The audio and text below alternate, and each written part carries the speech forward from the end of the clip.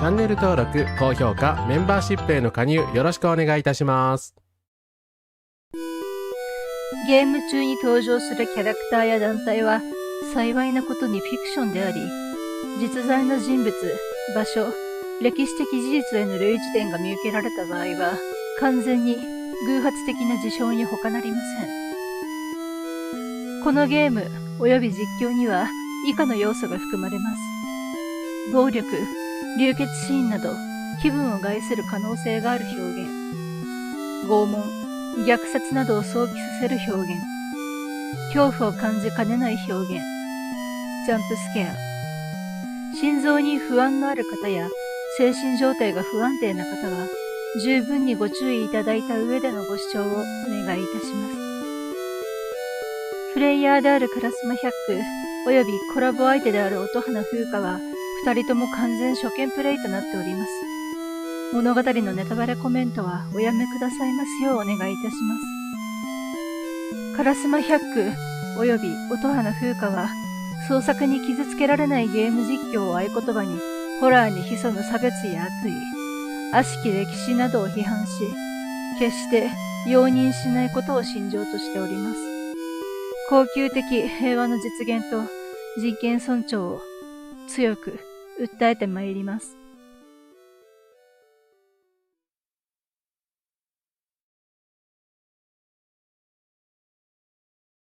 はい、皆様こんばんは、こんばんは。音声と聞こえておりますでしょうか。どうもこんばんは、烏丸百句です。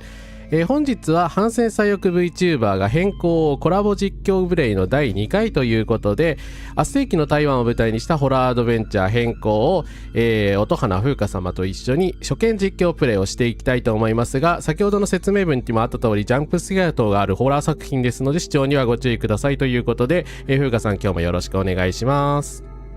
はい、占い師兼魔法少女音花風花でございます。こんばんもどうぞよろしくお願いいたします。はい、よろしくお願いいたします。ということで皆様お集まりいただきありがとうございます。しょうがさん、ポークさん、もちもちさん、コメントありがとうございます。来ていただいてありがとうございます。なのでですね、さっきの、注意注意動画の方ですね、音花風花さんが作成していただきました。ありがとうございました。ありがとうございます。私ども両方ともね、初見になるんで、最後まではまだ終わらせておりません。これから、ストーリーを進めていくという話で、結構ね、一章のいいところぐらいまでいったのかなという感じでございます。はい。ということでですね、ネタバレとはお控えいただければと思います。ドセイクさん、ここからです。実際台湾に対する姿勢は何が正しいのかと思います。このゲームを作るのに苦労したし、次回作は一時発禁になったと。そうなんですね。今ですね、暴言総理がなんかいろいろ言ったおかげでなんか、いろんな話がかまびすしいですけれども、私は中国の軍拡にも日本の軍拡にも反対している左翼なのでですね、高級兵は、絶対に武力行使反対というメッセージでやっていきたいと思っております。はい、音花風花も同じ思いでございます。戦争反対。わけわからんこと言うな。やめろ。はい、ということでですねだから内政干渉とかそういう問題じゃないからね本当にその理屈はやめてください。はい。逆にですよ、某暴言首相があんなことを言うのが内政干渉に発展してるので、だからやっぱあいつが悪い以外の言葉がないのでマジでそうですね。秋山さん、こんばんは。高市さんはちゃんと寝て睡眠不足であんなめちゃくちゃな言動してるんじゃないでしょうかって。いや本当にちゃんと寝ろって、その前に辞任しろという話ですね。はい。そうですね。多分寝ても寝てなくても同じこと言うのでやめた方がいいと思います。さっさとでちゃんと隕石時になんかこう自分で責任を取ってやめますっていう形で収束させないと、多分今回の件は謝罪とか誠意の証明にならないと思うので、なんか、もしくは民衆の反対運動に気をされてこう屈する形でやめるとかじゃないと、多分台湾、の本当の台湾危機じゃないですけど、そこを撤回そこから遠ざけることができないんじゃないかなっていうふうに思いますので、そうですね。台湾や中華人民共和国の別紙についてはね、左翼も右翼もなんか同じようにあかんのではないかというようなことがですね本当に、それ左翼はね、だからレイシズムとか植民地主義に乗っかってはいけませんということで、本当に気をつけないといけないと思います。はい。ねオラ飛んだくとばっちりだぞクレシンの映画を延期になっちゃいましたもんねいや、そういえばそうでしたね。だからね、表現の自由戦士笑いが大好きなね、クールジャパン、アニメ、サブカルチャーがそうやってどんどん政治のせいで楽しめなくなっているっていうことに、でも無頓着じゃないですか。なんならサナ最高とかサナ何言ってるか分かるウェイみたいな感じじゃないですか。はい、ちょっとね考えたらどうかな表現の自由っていうのは差別を容認する言葉でも概念でもないので、っていうふうにね、ちょっとね私はちょっとお怒りでございます。はい。ということで今回もゲームさせていただきますが、ちょっとなんか YouTube さんが無理くりですね、仕様変更したらしくて、皆様チャット欄の方で ID の方が表示されております。なので私がもしかしたら初見の方ですね、名前読めないとかあるかもしれませんが、その場合はご容赦願いますはい。烏丸さんの何でしょう、チャンネル主コメントで名乗ってくださいみたいな感じで書いて固定しておくのはどうですか？なるほど。そうですね。すいません。私ちゃんと気を使ってそれ書いておけばよかった。いやYouTube の仕様。後から来た方に、YouTube 君が全部悪いので、はい、YouTube 君は差別的コンテンツに広告つけるのやめなさいよっていうとこです。はい。はい。そうですね。なんか、ほんと YouTube にちょっと振り回されてしまってて申し訳なかったんですけど、はい。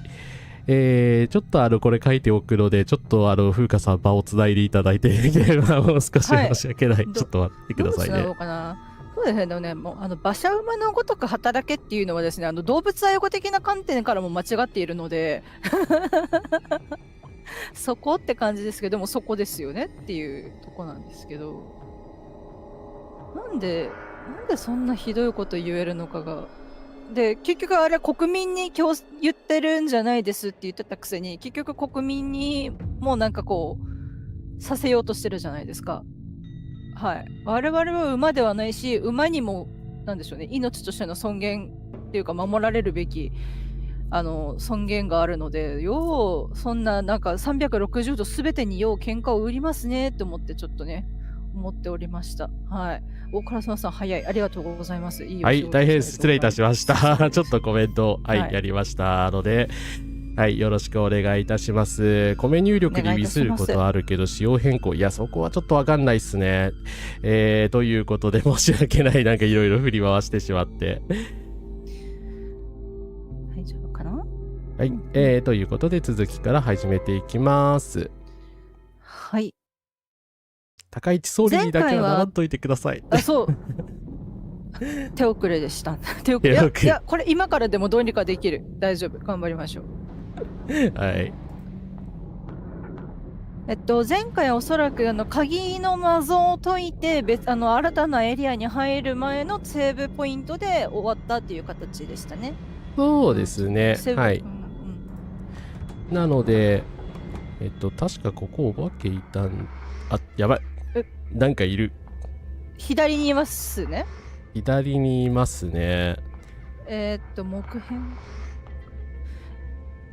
こんな時に時こんな間割を。時に時間割を見せないでほしい。こ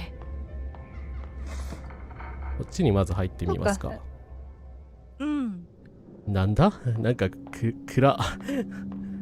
暗いな。っていうか何もない。あ、歩道室。歩道室。これレイのあれですよね。歩道室に来いって言われてましたもんね。そうですね。ここに電話で校長室にある電話で歩道室まで来てくださいっていう呼び出しを受けて、なんで私の名前を知ってるのっていう混乱があったという流れで、一応目的の場所を今見つけたという形ですが、さて、入りますか。そうですね。クロックタワー系かもしれないです。うん。ギミックを使って対処していく。こちら側からのなんでしょうね、攻撃ができないっていうのは。動かせなくなりました。あれイベントうわちょっと待ってそういうのやめてくれ。うわだって多分これダメですよね。やばい言ってない。やべっていうかこれおかしくないですか？なんで捕まってしまった。ギャー。何負けイベ？これゲームオーバーになっちゃったってことかな。ちょっと待って、どういうことなんでしょう。伊沢さんコンカラスです。来ていただいてありがとうございます。ありがとうございます。今のは追跡されるのが多いゲームです。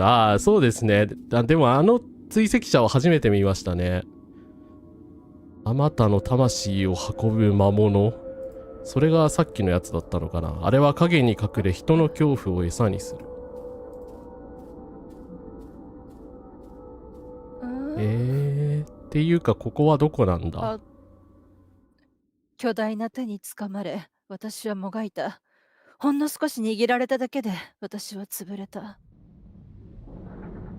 戻ったってことは一応ゲームオーバーで。ゲームオーバーですね。死にリセットされた。死にリセットされた。はい。たださっきのゲームオーバー画面でも考察の種が埋まってたってことじゃないですか。どうだろう。まあ確かにそうですね。すれ違ったご老人が言っておられたことは、いやはり恐怖を餌にするから恐れてはいけないってつけ込まれるやつらの餌になるぞっていう話のようでしたね。いや、私がすいません、さっきヌーブったんですけど、これ息止めで通じるんじゃないかと思って息止めたんですよ。追いつかれそうだったんで。そしたらですね、一瞬で追いつかれて死にました。はい、申し訳ございません。あれ逃げ切らなきゃいけないのか。逃げ切らなきゃいけないっぽいですね。だから逃げ切るためにどうしたらいいのかっていうことを考えながらちょっとプレイしていかなきゃいけないのかっていうか、鍵がかかってましたよね。鍵がかかってたし、こっち側からは開くのかな。あれでも鉄格子だからこれ、そっか、鉄格子の向こう側って前回のプレイの時行ったから、そうですね。でこの鉄格子があるから行けないから別ルートを探そうっていう話になったのかな、確か。そうですね。やっぱりじゃあ歩道室じゃないですか。死にゲーか。やっぱちょっと歩道室行かないで。この作りおかしくないですか？なんかおかしいですよね。異次元になってますよね。あんなに。ゲームオーバーないからやり直してってああいう風になるんだ。ありがとうございます。教えていただいて。キプレイの方、フォークさん。はい。なるほど。死に覚えゲーですね。エルデンリングみたいな。っていうことは、鍵を無視して、これ、さっき歩道室に行こうとしたら行けましたけど、これ行けますね、なんか。歩道室に行かなければ、行ける。行けない。行けない。ない。ということは、さっきの回で何か鍵と。やっぱりさっきの、呼んだくせには近まれてるんですね。いや、っていうことはさっきのボスですよね。ボスから逃げ切らないと、とりあえずここクリアにならないってことか。ってことなのかな、他に。ってことじゃないですかね。でもとりあえず。捕まっちゃいけないので、他のとこ調べられないし、こっち側行けないんで、そうですね。鳥間、やつから逃げ切る。しかないですね。私の腕が試されている。お願いします。お願いしますよ。全力だし。うわー、来たー。レイさん頑張れ。ダッシュダッシュダッシュダッシュダッシュダッシュダッシュダッシュダッシュダッシュダッシュダッシュダッシュダッシュダッシュダッシュダッシュダッシュ。なんかどんどん学校が壊れてってますけど大丈夫なのか。おかしいですよね。瓦礫。ここが。なるほど。あれ捕まった？いやそんなことは。うわ、なんだこれ。阿弥陀仏って書いてありますね。阿弥陀仏。念仏が書かれてるってことですよね。そうみたいですね。どういう私の名前が壁中に書いてある。どういうことですかこれは。お経なんですかね。ファンレイシンってこう書くんですか？年齢17歳、母は専業主婦、自信がなく悩みが多い、遅刻が頻繁、徐々に改善が見られるが引き続き補導が必要、読書と気分転換による活動を推奨、カウンセラーチャンミンホイ、担当教師インツイハン、軍事感動教官バイグオホン、校長支援議員。これってどっちだ？レイさんかなんすかこれ。レイさんのようですね。で、あと専業主婦のどうなんだろう。でもなんで母親の記述しかないんですか？でもそうですよね。おかしいですよね。お父さんの記述が何もなかった。母親が専業主婦で何が悪いんですか？いや本当だよな。差別ですよ、差別。もし片親ならわかる。片親ので例えばですよ、お母様だけしかいないから家事を手伝ったりというか自分のことを自分でしたりとか、家のことをしているせいで夜寝るのが遅くなり遅刻しているという事情があるのであれば、指導じゃなくて支援が必要なんですよっていうところですね。って思ったんですけど、母は専業主婦って書いてあるので働いておられないということは、おそらく多分ご両親いらっしゃるとなると、なんで父親が書いてなくて母親が専業主婦ってなんでそこだけこう引っこ抜いて書かなきゃいけないのかなって思ったら、ちょっとイラッとくる。あと軍事指導教官ってなんで軍事を指導するんですか、普通の生徒に。ね。っていうかバイグオフォンでフルネームだったんですね。なんかグオフォンって悪口の類なのかなと思ったけどバイグオフォン教官なんですねフルネームで。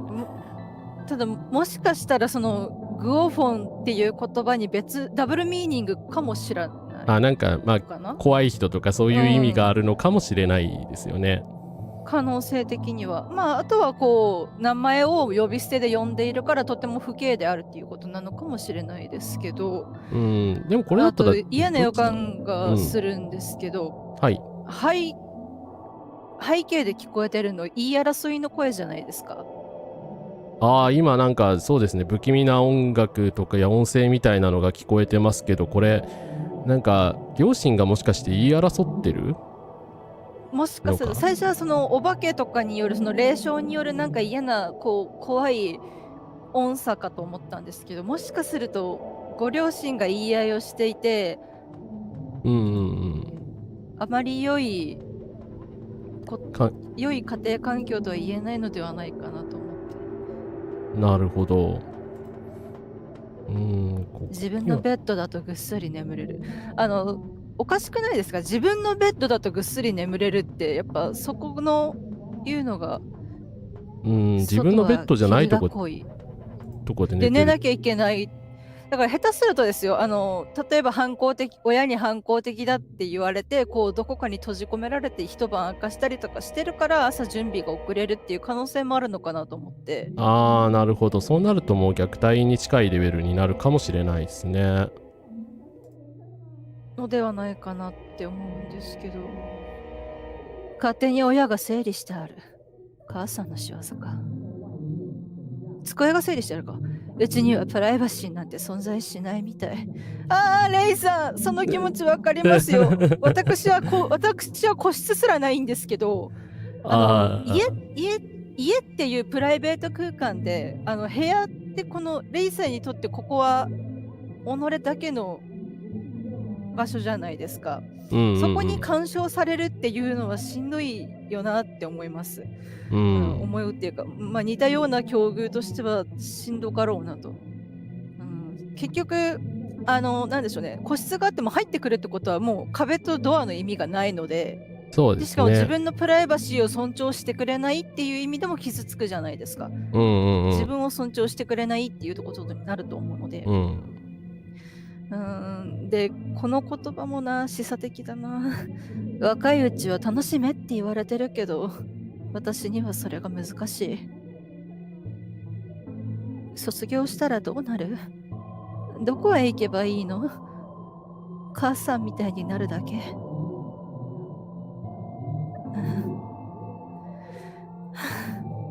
あんまり悩むのは良くないぞ、レイ。どうせ人生は続いていくんだから、希望を持って。少なくともこの週末は。週末に何かあるのかな。夜に鏡を覗き込むのって良くないよね。上等な洋服ダンス。母さんの嫁入り道具の一つだ。でもしかするともうなんかお見合い相手みたいな、なんかもう家庭に入れみたいな、お前、女にこれ以上の教育は必要ないから高校を卒業したら、嫁にでも行けって言われてるのかな。だから若いうちは楽しんでおきなさいよみたいな流れなのかなと思うと、やっぱりちょっとゾッとする流れですね。あとそうですね、コメントありますけど、軍事政権だけのが監視していたわけではないっていうちょっと意味合いもあるのかもしれないですね。ありがとうございます。はい。なるほど。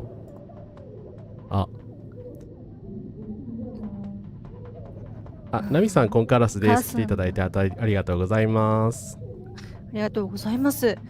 母さんが勝手に私の持ち物を捨てたみたい。もう耐えられない。耐えられない。うちさん、コンカラスです。来ていただいてありがとうございます。ありがとうございます。今とてももしかするとレイさんの親御さんは過干渉なのではないかっていう話をしていました。親に過干渉にされると己の、自他境界が曖昧になってしまって他人と健全な関係性を築けなくなるんですね。そうですね。私は私、あなたはあなたっていう感覚を培えないと、なんでしょうね、こうだから頼まれて嫌と断れないみたいな、こう嫌われたらどうしようみたいな、そのなんでしょうね、他人軸になりやすいっていうところはあるので、って思いますけどね。いい加減にしてほしい。やっぱ言い合いですね。怒っておられるように聞こえますよね。特に、そうですね、声の高いところが。だからドアを言い返せるドアでもその、夫に言い返せてるのはいいことなのか、ただその言い返せてるわけじゃなくて悲鳴とかもう耐えきれなくなって叫んでいるのかによってはまたちょっと話が違うかなって思う。また喧嘩してる。ちょっと眠くなってきた。ベッドに入ろうかな。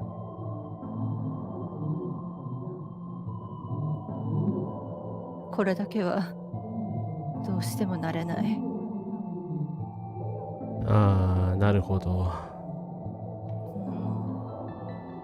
これで夢の世界にとりあえず逃げるというか、でもまあ寝るのはね大切なことなんで、それは全く仕方のない行動だと思いますけれども、でこれで寝るっていうことなんですね。ただそうだな、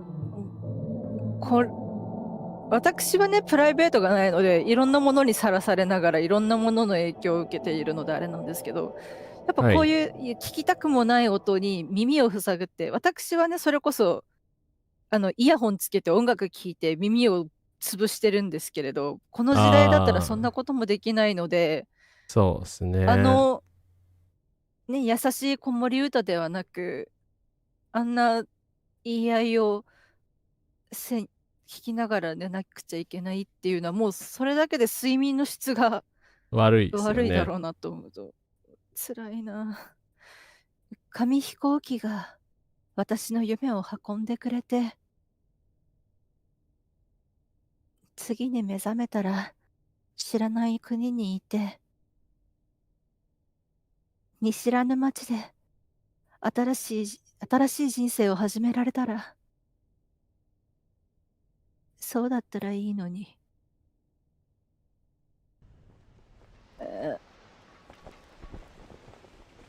だから左下の西部紙飛行機なんですか？そういうことか。紙飛行機がいろんな象徴として機能してますもんね。そういうことなの。ここにもいっぱいある。西部が一章と始まったので、これ次の章に行ったってことかな。そして後ろの文言なんか変わってますよね、これ。で、ウェイ君がいなくなってるし。掲げられてたなんかこう、なんとか初期長的な感じで、なんか大層な額に飾られてたあれもないですね。ここはコード？グラウンドの真ん中にいるってこと？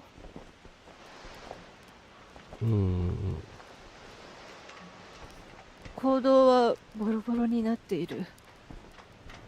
ちなみに私の親に関しては、父親と激しく争っているのでよかったらメンバー限定のコンテンツの方を見ていただければそうですね、唐沢さんのメインゲン配信でいろいろお話がありましたので、私はだからまあある意味年を取って笑い話にできるようになりましたけど、でもね本当リアルタイムで経験してきた時は本当そんな状態じゃなかったですからね。はでい。特にこの1960年代の17歳の少女に何ができるか。ああ、地面が崩れている。何かもシンクの濁流に飲み込まれた。向こうが見えない。で、ここ紙飛行機がいっぱいありますよね。そうですね。レイさんの思いが届かなかったのかな、それともいろんな人の思いがここにあるのかな、どうなんだろう。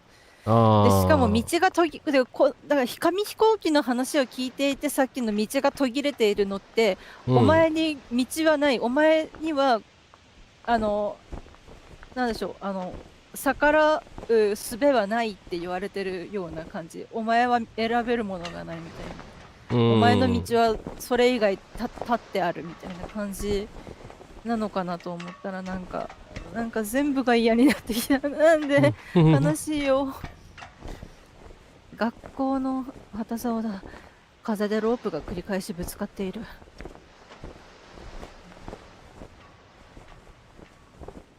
そうですね。保護者とかの話ってやっぱり人とその話するときに無遠慮に親の話題出す人っていまだにたまによく言いますけど、やっぱりやめた方がいいですよ。非常にセンシティブな部分なんで。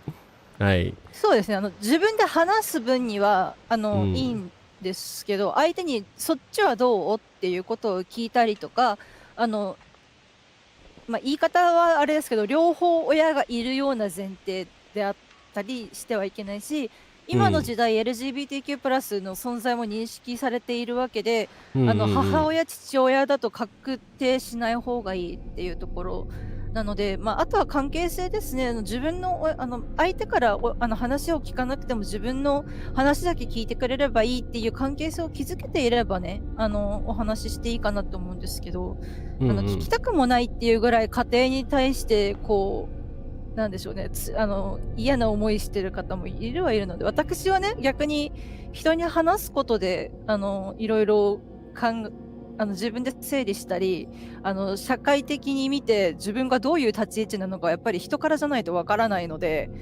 そうなんですよね。おっとイラストですね。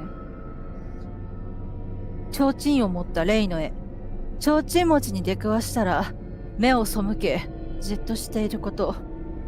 どんなに近寄られても慌てずに離れるまで待て。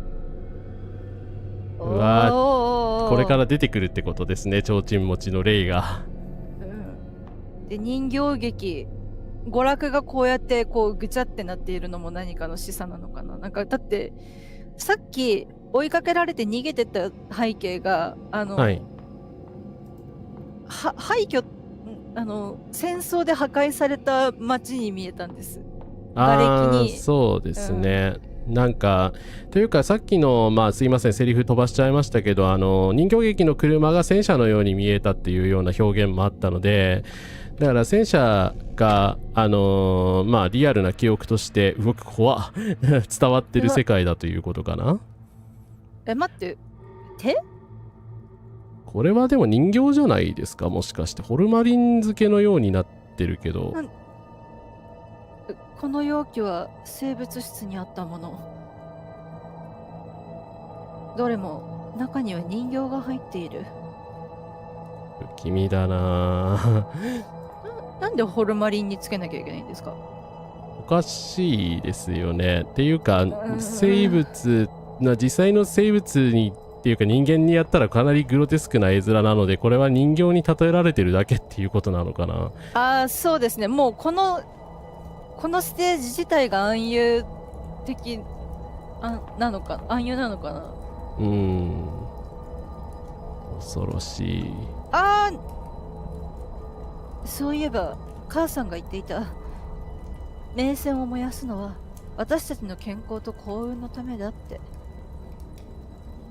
私にはそれがむしろアッキと取引しているように思えた。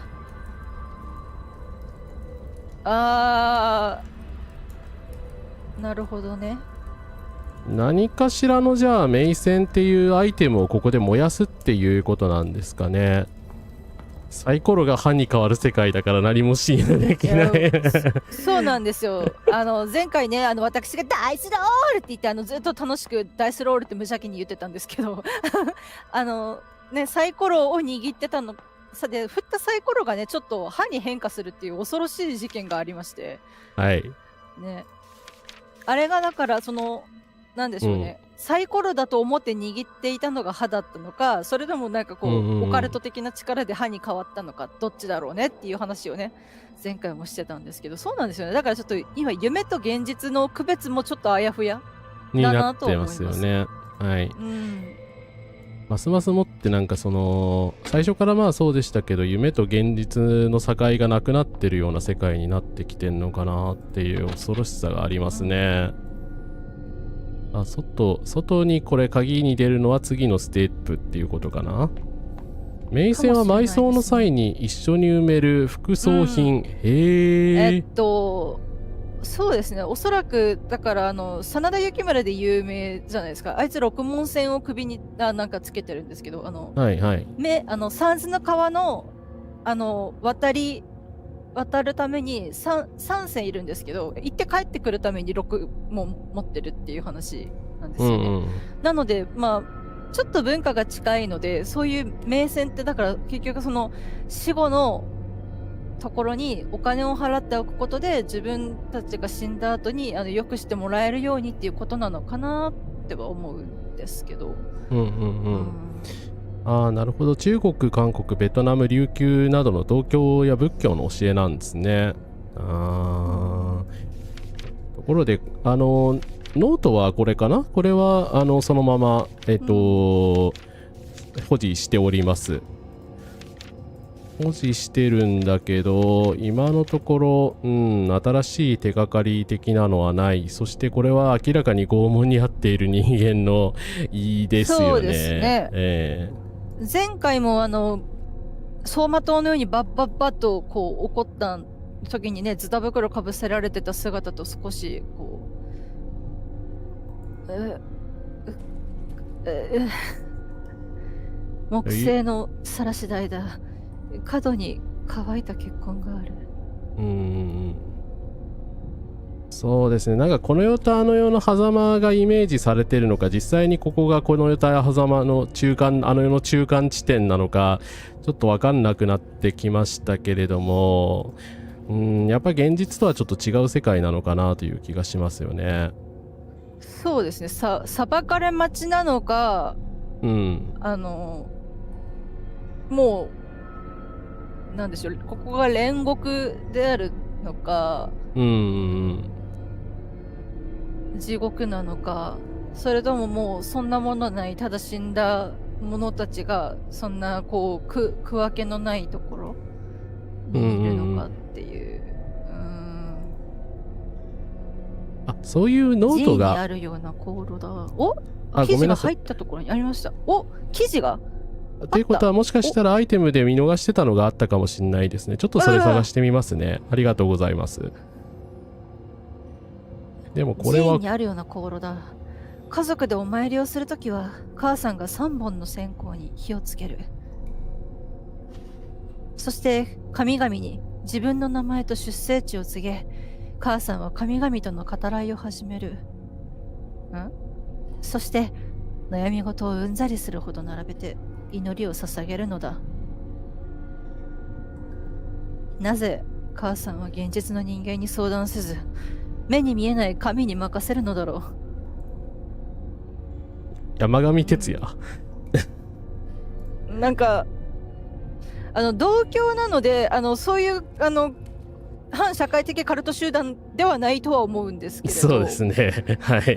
だとしてもやはり信仰心、現実的なアプローチをしない信仰は、やはりこのように子供を歪めたり、現実世界での生活に、なんでしょうね、悪影響を及ぼすので、もちろん神にね、神に相談するのも別にいいんですけど、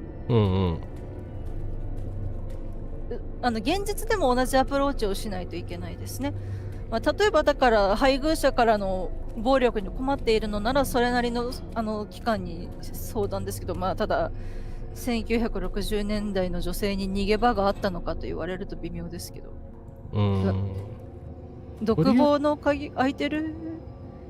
とりあえず探してはいますけれども。だからそこから誰かが出てるのかな。人形ですよね、おそらく。人間ではなくて、その人形が人間の要は代わりにさっきみたいにホルマリン漬けだったり、でこうやってやっぱり人形として見て己を守ってるのかな。であとこの後ろに腕を組んで膝をつくって、これ処刑の時のポーズですよね。そうですね。はい。だから実際にこうやって後ろからそのポーズをして後ろから頭を打つのが処刑エクスキューショナーなので、なんか拾いましたね。普通は寺院で使う燃やすためのお金、あの世の魂に捧げることで幸運と繁栄を願うことができる。これが銘仙なんだ。なんかイメージとちょっと違いますね。そう、処刑場ですよね、収容所とか。前回も学校と収容所って似てるから、もしかするとそうなのかなっていう話もねしてたんですけど、金属製の扉、鍵がかかっている。だからもしこれがレイさんの心の中とかはい、何か来ますね。これは来るか。さっきはい、こんにちは、帰ってねバイバイ。いや今のバイバイバイバイバイバイバイラララ。植物が腐ったよ。そういうあれなんだでもこれはとりあえず変わんないですね。多分ここの香炉にお線香を立てるのも結局仏教道教その辺の宗教的なね近さのもあるのかなと思いますし、あと銘仙とかって言われると銘根のね文化も思い出すけど、あれ韓国でしたかね。あれ台湾です。銘根確か台湾のはず。はい。だからやっぱりそこら辺ので銘根も結局逃げ場をなくすという支配的な話なので、独り身のまま死んでしまったかわいそうな男に女をあてがうっていう感じだったりするので、だからそうですね、前世で死んで悪いことしたから当然なんだみたいなね、因果応報の考え方って悪く取ると逃げ場がなくなるわけですよね。だからそこがこの話の背景に暗く横たわってんのかな。やっぱり宗教ってね、人間の生活に密接に関わっているので、どうあがいても切り離せないんですよね。あの世の魂たちよ、銘仙を捧げます。どうかお守りください。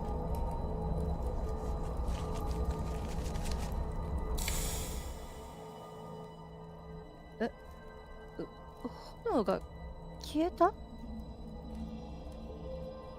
釜が急に冷えてしまった。中に何か入っている？どうしてこんなものが？釜の中にあったならとっくに灰になっているはずなのに。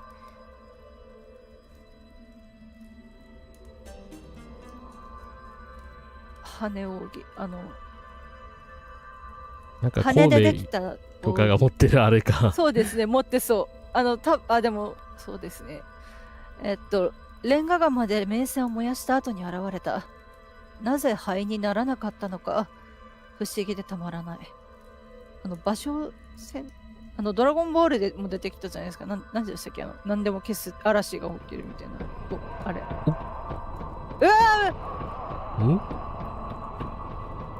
なんだ？何の笑い声？笑い声が聞こえますね。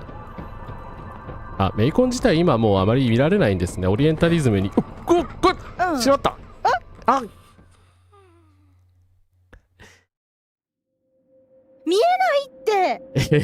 今のは見えんだろう。ってばやられた。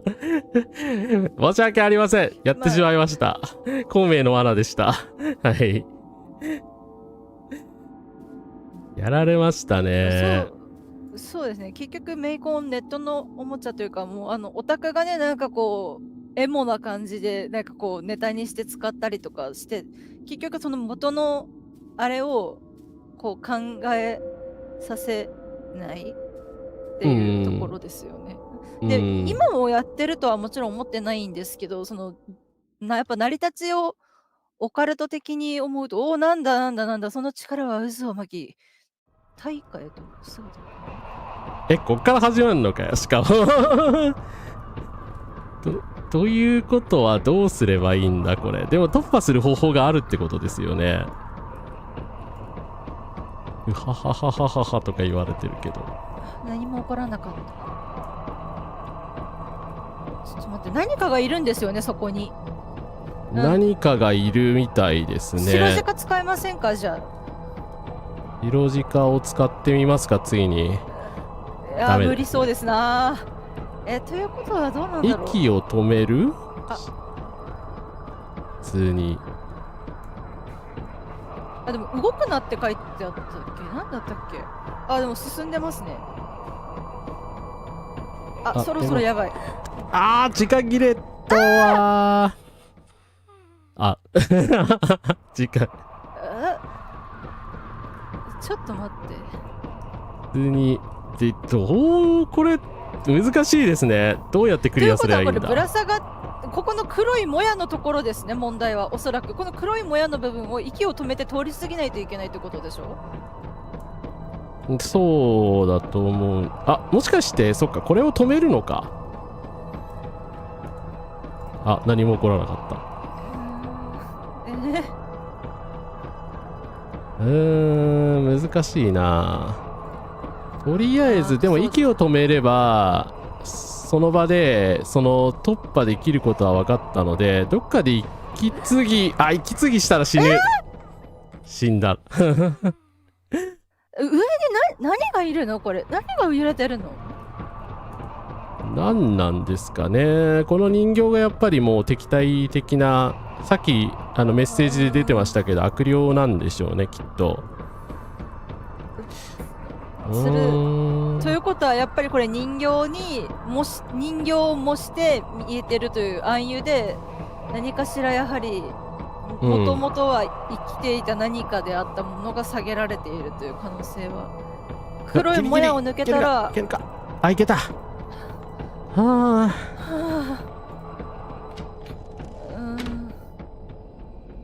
申し訳ありません。何回かやられちゃいました。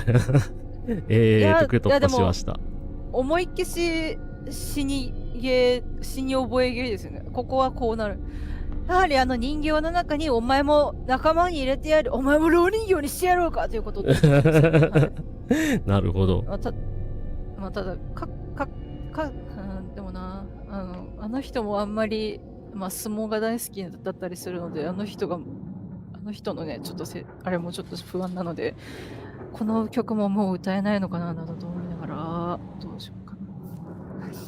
何でもかんでも鍵がかかってるけど、これもしレイさんの心の中であるのであれば、鍵がかかってて見たくない現実とかだったりするのかなって思ったりするんですけど、そういうわけでは今のところそうではなさそうですかね。どういうことなんですかね。そうですね。鼻を刺すような苔のミーム化っていうか赤い髪を拾うと無理やり死者と結婚させられるっていう風に曲解して広まってしまってるみたいなんですよね。だからそこがね、大変失礼な話なんですいません、私もあれなんですけど、あんまりねそうやってネタとして扱うものではないと思います。なんかそこだけ抽出してこう同人誌のネタにしてキャッキャってしてるっていう本当に良くない例ですね。いつものごとくね、ヘタリアオタクとかねがよくやりがちなねやつですね。はい。筋肉マンオタクもたまにやりがちですけど、国のその大元の文化を尊重せずにやりがち。まあ刀剣乱暴卓もやるんですけどね。ダメですね。でここは遮影機。この棚にはいろんなフィルムが入っているけど、ごちゃごちゃに絡まっているようだ。なんでフィルムが絡むんだろう。なんかやっぱ誰かの記憶がごちゃごちゃに交錯しているっていうことなのかな。視聴室の映画はここから映写している。軍事の授業ではよくプロパガンダ映画を見せられた。軍事の授業軍事の授業やっぱがあった。軍事指導担当って間違いじゃないんですね。本当に軍事を指導してるんですね、あいつ、売教官。ですでね。もちゃんとプロパガンダ映画だって理解できるだけの素養があるのに見せられるのは余計にしんどいでしょうね。その前提があって見せつけられるのはしんどい。それがどんな内容でも教官の熱弁が止まることはない。他に上映できるフィルムはないのかな。突然ないのかしらって言わなくてもいいんじゃないのかしら。はい。あ、でもこれもしかしてセリフがあるってことは、フィルムフィルムをが変えられるってことですね。おそらくそうですね。どこかに落ちてたりするのかも。いやでも本当しんどいでしょうね。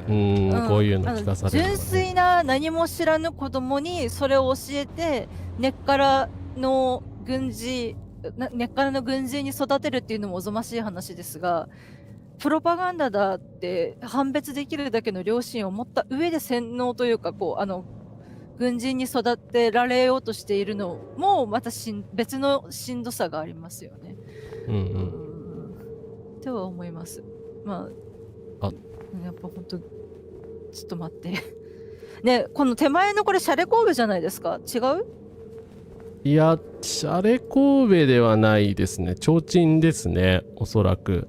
だからじゃあ提灯が落ちてるのか。落ちてるんだけど、でもそういう風に誤解されるようになんかわざと配置してますよね、多分。かもしれないですね。もしかしたらまたこれも怖くて、怖え。そうこれもね怖くて、レイさんが己を守るために誤認してるのかもしれない。皆のため自らの死を捧げよという意味の標語。はい、こんな標語はもうないです。はい、許さないです。これ本当にあった標語なんですかね。なんか教育直後みたいですね。本当に。も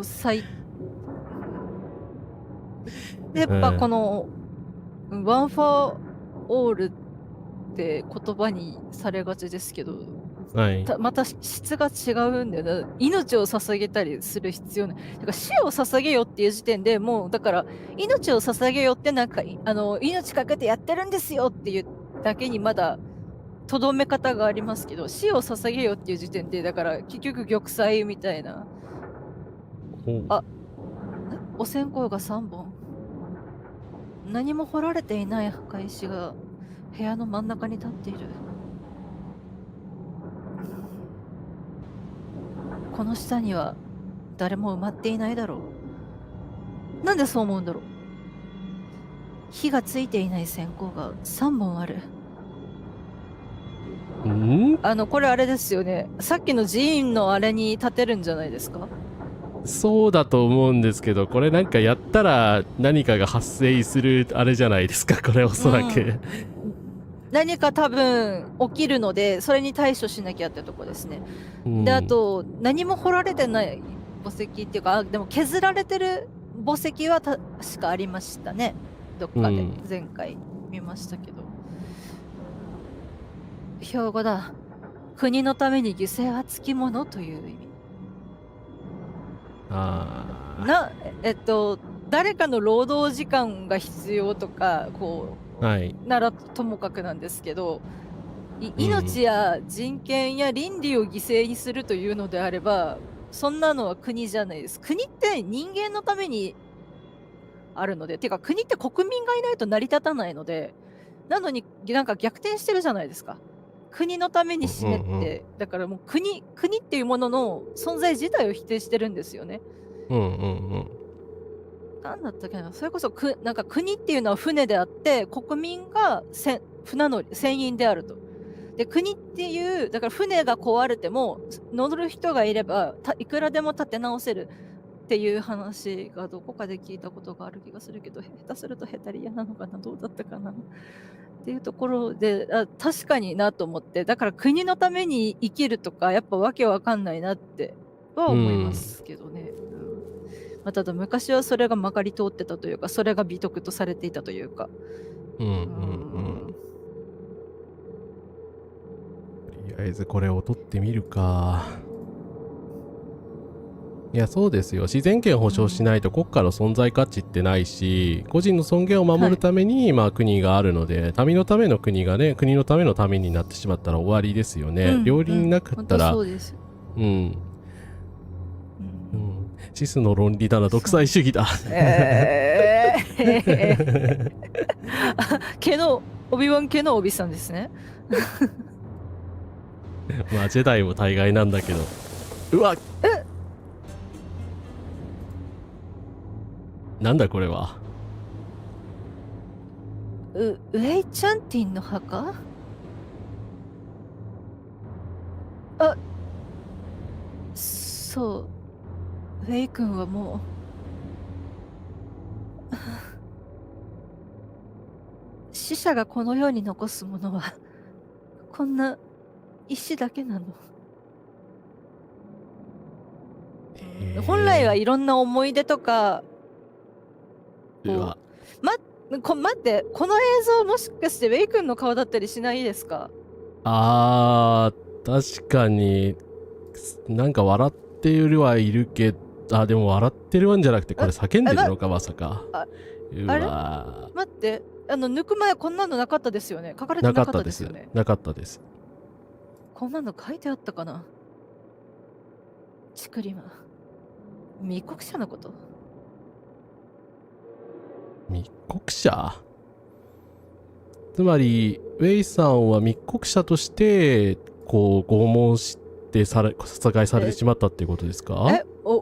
おかしくないですか？逆になんでしょう、バイ教官が密告しろって言ってたでしょ。密告っていうか、って言ってましたよね。だから女性教師に対して密告せよ密告せよって言って、バイがその、密告者リストみたいなのを出したという情報はあったので、それでおかしくないですか？だからその密告者は国にとってなんか国のために動いたのに、なんで拷問して殺されるかって、だから多分となるとですよ、チクリマって言っていじめられるっていうのは、仲間とか友達からお前俺たちのことチクっただろっていうことでなってるっていうことですよね。いや、どっちにしたってだから良くないですけど。来た。提灯持ちです。目合わせちゃダメです。動いちゃダメです。動いちゃダメだよね。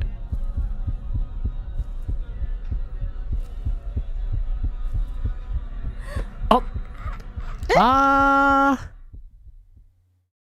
って、動くなって書いてありませんでした？でも提灯持ちの対応。でも息したらやっぱ気づかれちゃうのか。通り過ぎたるのを待てって言われてたでしょ。はい。ちょっと待って。だから待ってたのになんで難しいっすね。目合わせちゃいけないから後ろ向いてなきゃいけないのかな。待って。提灯持ちは以前あの辺りを漂うただの悪霊だった。それは以前地獄の使いへと姿を変えた。奴に背を背けていれば見られずに済む。やっぱりだからか。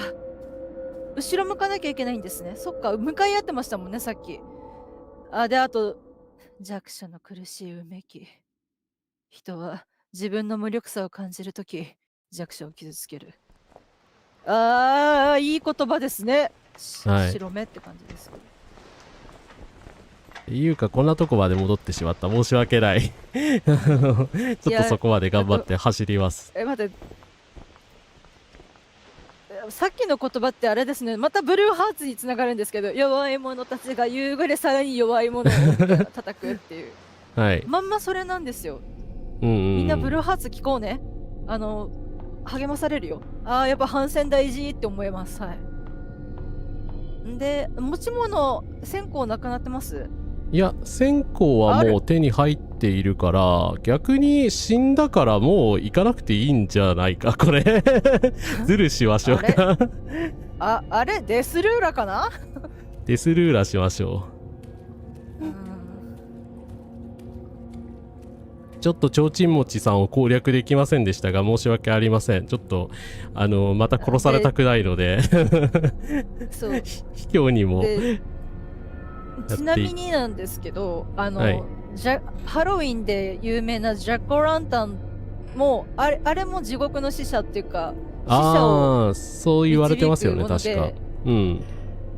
で、ランタンの明かり、まあ、もちろんもうジャック・オ・ランタンっていうぐらいなので、そうなんですけど、ここも提灯持ちが地獄への使者ということなので、またやっぱりちょっと西洋こちら東洋でも、また北欧とかも、だから結局、まあ、違うは違うんですけど、なんかあれ似てないっていうこと多いんですよね。割とだからギリシャ神話と日本神話見てたら、なんか似たような逸話を持ってる神がいて、あれってなったりとかっていうことも、あるんですよね。母さんみたいにやってみよう。手に線香を持って。アブソリュートさん、コンカラスです。ブルーハーツに似たザ・ブルーハーブおすすめですということで、そうですね。北海道のね、ラップグループでザ・ブルーハーブっているんですよ。私も好きです。はい。調べてみよう。そうですね。サイの角のようにただ一人歩めとか、結構、詩的な作品が多くて、とてもおすすめでございます。はい。なんで極右がブルーハーツ好きなんですか？おかしくないです。ブルーハーツは確かにおかしいよな。権力に中指立ててくれる人ですけど、はい。参政党は青空を歌わないでください。いや、マジですよ。はい。侮辱ですよね。はい。本当に。でも、母さんみたいに願い事はしない。本当の自分として生きたい。それだけを神々に願おう。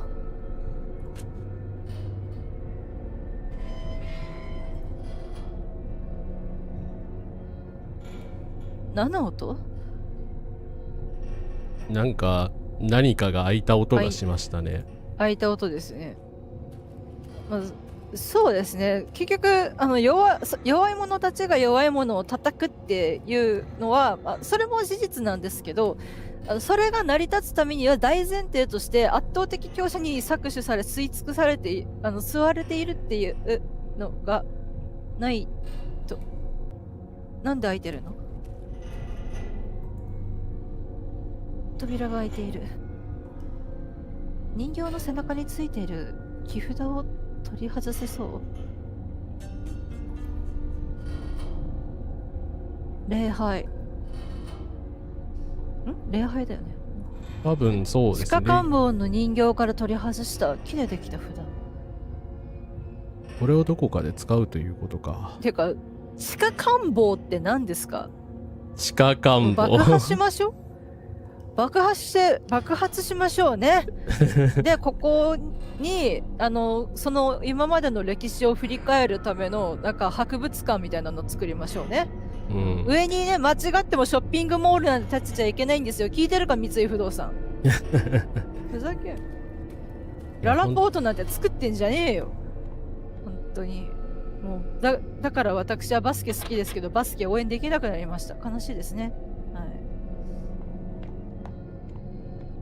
なんかね、ワンピースみたいな政治をしようとかおかしいですよね。ワンピースみたいな政治をしたら革命を起こさなきゃダメだよね。国家としてまとまるのは無理ですよね。いろんな人のいろんなあり方を肯定するのがルフィなので、はい。ただ悪いことっていうか倫理に背くことは起こりますけど、ルフィは基本的に誰かに仲間になれっていうのは確かになんかあれですけど、だから仲間になったからといってルフィは他人に何かをこう強要することはないので。さすがにここは何も起こらないよな。っていうことはフィルムがまだ見つかってないということか。ことになるのでしょうね。でも先に行ったらあいついるのかな。ちょっと気をつけよう。いないかな。いないっすね。いなくなっている。あ、アーノルドさん、コンカラスです。私も三井不動産のせいで CM に出演している女優さんを愛せなくなりました。女優さんに罪はないのにっていうですね。そうですね。で、しかも三井不動産の CM は、に出てる方がバスケのプレゼンターしてるんですよ。本当に、そのそういうことなんだ。さん、その俳優さんですね。お姉さんもその方自身もすごくバスケが上手で、本当はバスケット選手になりたかったらしいんです。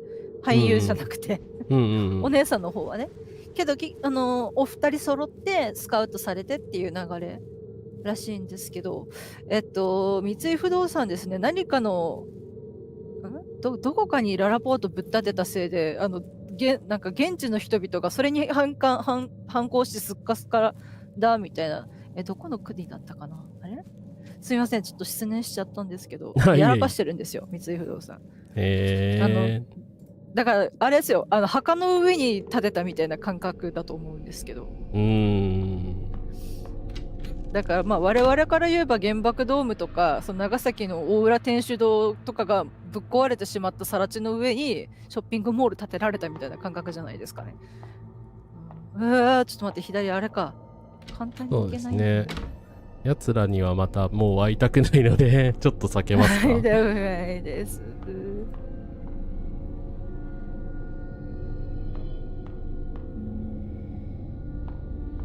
あれ、青の住処があれ関係あるんですか？それに関してちょっとよくわからなかった。セーブだ。セーブだ。机に紙が。これが黒白無常か。教えていただいたやつですね。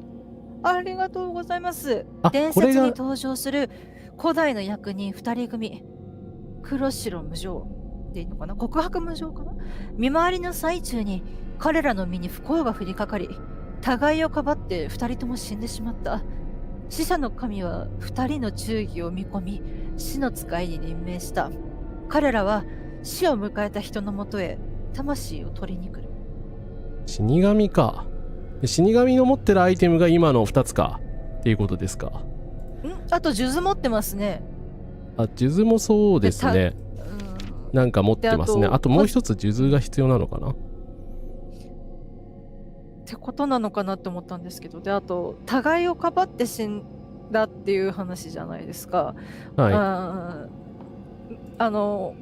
友情だねって言うかもしれないんですけど、お互いにお互いを思いやっていたっていう、そのなんでしょうね、男性カップルであった可能性もあるんじゃないか、同性カップルだったっていうのも、でもそういうのは考えないんだろうなと思って。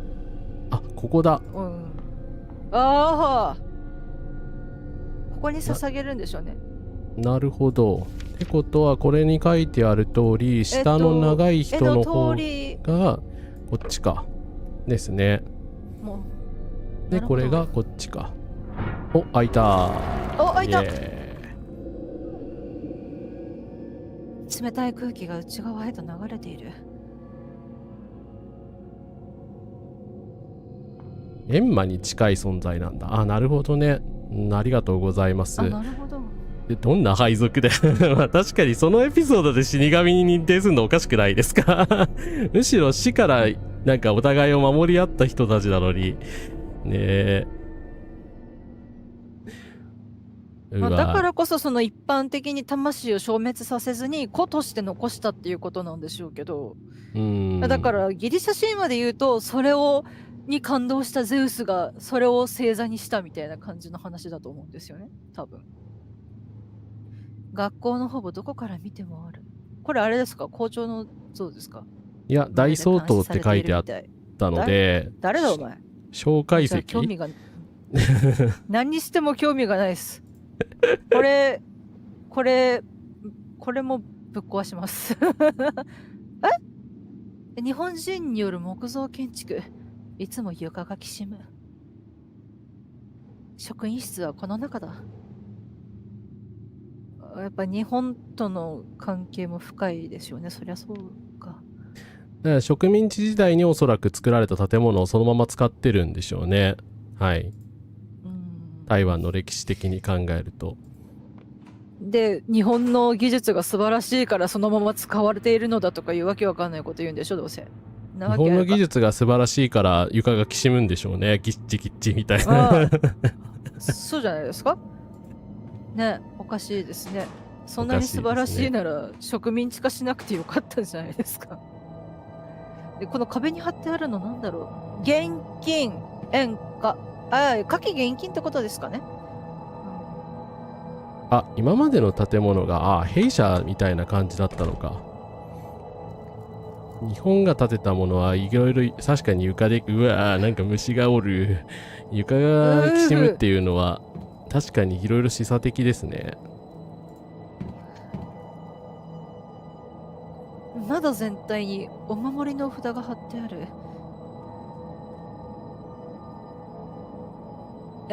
だから多分何かしらの侵入を防ごうとしてるんでしょうけど、これは校長室にあった電話機じゃないの？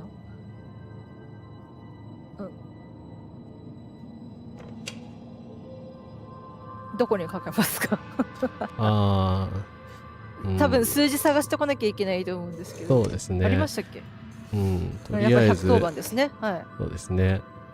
なんか実績が解除された。110番にかけたっていう。いや、ただね、110番もね、結局、警察がちゃんと仕事してくれること前提のあれなので。そうですね。で、さっき110番を119番って書いてありましたよね。そうですね。エマージェンシーコールって感じだったと思うんですけど。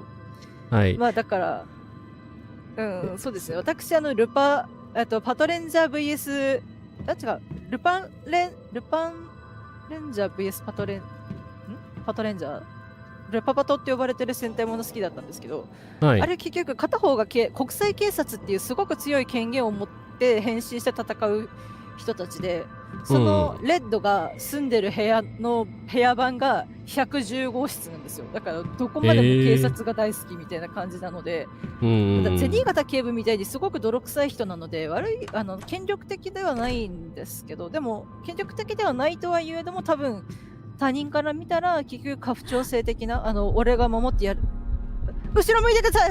そうそうで動かない。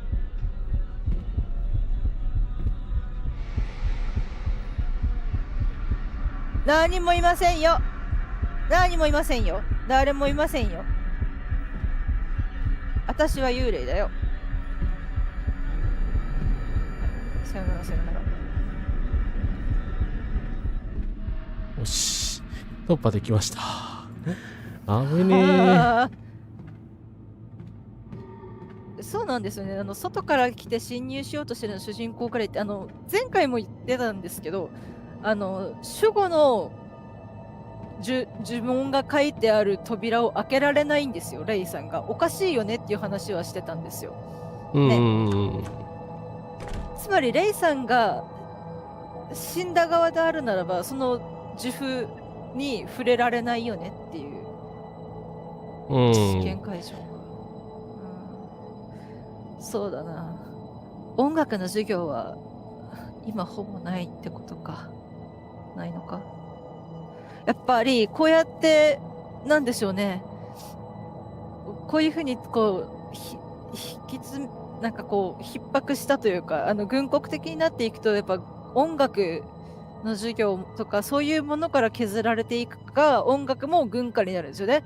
月月火水木金金とかわけわかんないこと言うんでしょ。ふざけ倒せ。好きな歌を歌わせろ。中には人形が入っている。地下監獄にいたような人形ですね。そうですね。人形なのにおかしいな。我々から見て左側のお袖のシミが血に見えるのは気のせいかな。気のせいだよね。きっとサビが映っちゃったんだよね。はははははははは。はい、そうです。はい、現金組等結社。結社を等結社してはいけないということですか。ドレミの歌でも弾きますか。ドレミドミドミでしたっけ。レミファファレミファ。よく意味はわからないですけど。チューリップでも弾きますか。咲いたもしかしたらなんかこう実績ないかなと思っていろいろ言ってるんですけどなんかあるか多そういえば分でも何か順番があるんでしょうね。こっち側の世界に来た時に、はい行動の後ろに書いてあって文字変わってません？なんか恥とか書いてあったでしょ。はい、何だった書いてました書いてました。と思ってだからね、元銀素等結社っていうのは先ほどあれコメントありましたけども、ありがとうございます。だから結社とか組合を全部禁止してるっていうことだから、結社の自由がないっていうことですよね。だから例えば、烏丸百区反高市派団体みたいなのを作ったらその時点で逮捕されてるとか、そういう感じじゃないかなという思います。そうですね。だから参政党が参政党とか反社会的カルト集団 N 国党とかがまとまるなんでしょうね、グループとしてある分には結社の自由なんですけど、それがね差別を発信するってなるとまた結社の自由とは別っていうとこなのかなって思うんですよね。っていうか何が映ってるんですかこれ。見ないようにしてたんですけどダメですかこれ顔ですよね。顔ですね。木が取り込んでいる感じかな。大きな8トラックテープ、校内放送、電源は入っている、カセットテープがあれば再生できそう。なんかいろいろお使いが始まってるぞ。そうですね、これだからトラックの再テープが必要だっていうことか。でもなんかいっぱいありますね、持ってくるもの。テープとかはい。そうだな、桜の木の下に死体が埋まってるみたいなあれがあるじゃないですか。そんな感じで、こう木に生贄を捧げるみたいな感じで、人々を埋められてるならこういうものがなんでしょうね、オカルト的ですけど、その人たちが木と同化していったみたいな感じなのかなんなのかなと思って、ちょっとでも示唆的ですね。ウェイ君の顔があったりはしないから反応しなかったんだよね。でも知った顔があろうとなかろうと、その木がとても悲しいものであるのは間違いないので。そうですね。また来たよ。しつこいな。誰ですかね、スッと近づいてきた時にだけに息止めればいいんですかね。多分そうですね、覗き込んでる時のとかのタイミングで止めると、おそらく息を止めてる間に通過してくれるので、してくれるってことですね。そしたらあとは怖い。そう、人柱がね、ほんと昔って紙の日本はあれですよね、結局昔紙一枚の方が人の命より重かったっていう話だったりしますし、ずいずいずっころばしっていうわらべ歌があるじゃないですか。あれも結局、大事なお茶碗を割った犯人は誰だっていう歌らしいんですよ。割と日本のわらべ歌ってだから怖くて、だから結局お茶碗一つより女中一人の命の方が軽いんですよ。だからお茶碗割ったやつを見つけて制裁しなければならないねって言うと、はい、さっき誰かいましたか？今レイさんの姿があったような、そしてそれが逃げていったように見えましたね。落ちてっちゃった。なんで？そしてこれは血染めのフィルム。なんで血に染める必要があるのかだけちょっと教えていただいていいですか？赤い校舎。赤い校舎の屋上にあった。赤い校舎、何を指してるんでしょうね。この校舎そのものが赤い校舎っていう風に呼称されてるってことっていうか、レイさんはそう呼んでるってことですか？ということはこの校舎をあなたは知っているんですか？なんかやっぱちょっと入り組んできましたね。入り組んできましたね。とりあえずはお使い的なミッションなので、これを使うしかないですよね。はい。そうですね。で、さっきのウェイ君のお墓、やっぱりウェイ君にひどい、なんでしょうね、ゲームの進行のためとはいえど、ひどいことしたので、おそらくそれをどんどんこちら側の、メンタルを削りに来てるって感じではあるんでしょうけど。はあ、このフィルムは何が再生されるんだろう。あ、フィルムを差し込んだ。さっきの部屋に行くってことですね。さっきの部屋というか、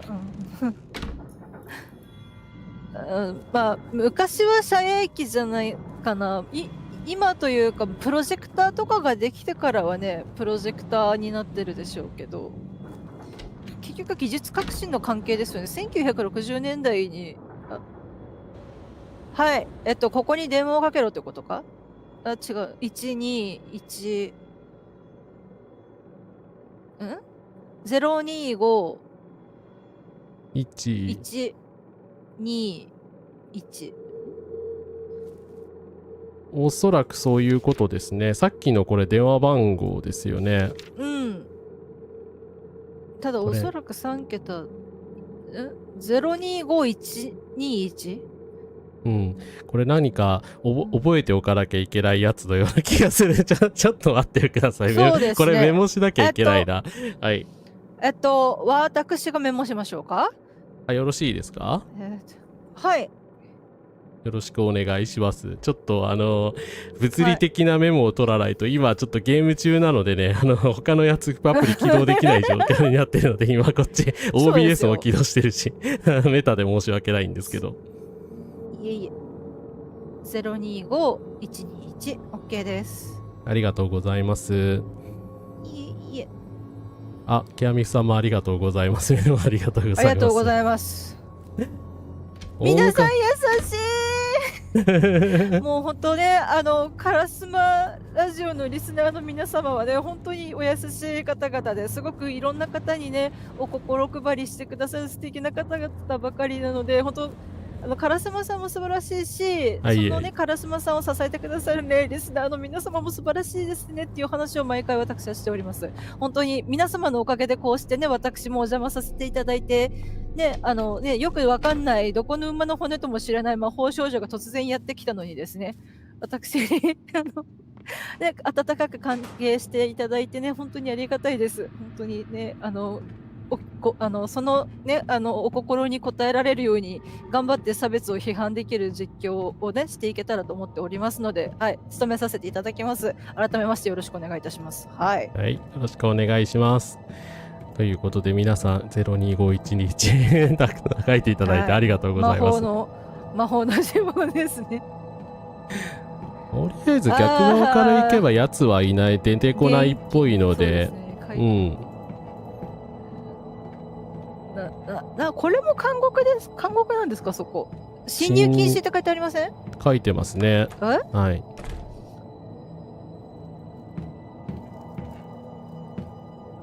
そしてかけると何が起きるのか。こちらこそコラボ配信嬉しいですということでありがとうございます。ありがとうございます。嬉しいです。受話器を外して、じゃあまず025。0。2。5。1。2。1と。あれ？もしかしてあれかな、025と121別なのかな？いや、そんなことなくないですか？ちょっと僕の回し方がちょっと赤かったかもしれないんで、もう一回やってみますね。0、2、5、1、2、1。通じた。ファン君、国のためによくやってくれた。は？ファン君？は？残されたのはツーツーという音だけ。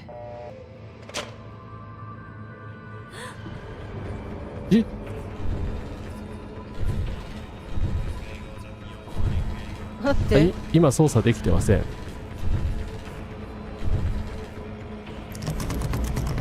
ファンレイシンでしょ。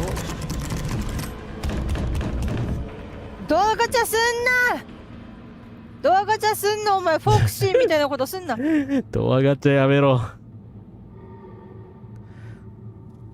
それこそ前回の配信でも出てきたピザ屋のやつで突然走ってくる盗塁王って呼ばれる狐の化け物がいるんですけど、あいつのドアガチャがやばいんですよ。ドアガチャってどんどんどんどんどんどんどんどんってドア叩いて開けろーってしてくるんですけど、ということそうですね、もしかすると誰かのことをレイさんが密告したからちくり待ってレイさんを責めてるのかな、さっきの黒板。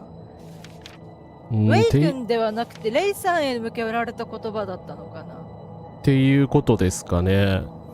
だからしっかりここまで管理されてるから、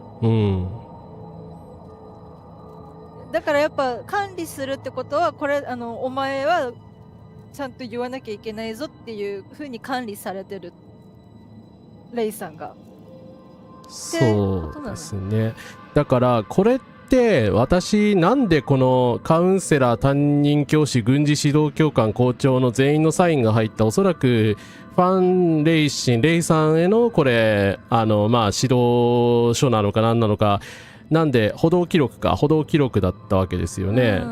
でもなんでこんな大行なというかものになってたのかなと思ったんですけど、もしかしてこれをきっかけに報道陣をきっかけにレイさんがスパイになってウェイ君を撃ったと。でウェイ君は死んでしまって、今の状況に至ってるっていうことになると、だってウェイ君の力先に進むための鍵を手に入れることが叶ったってわけですよ。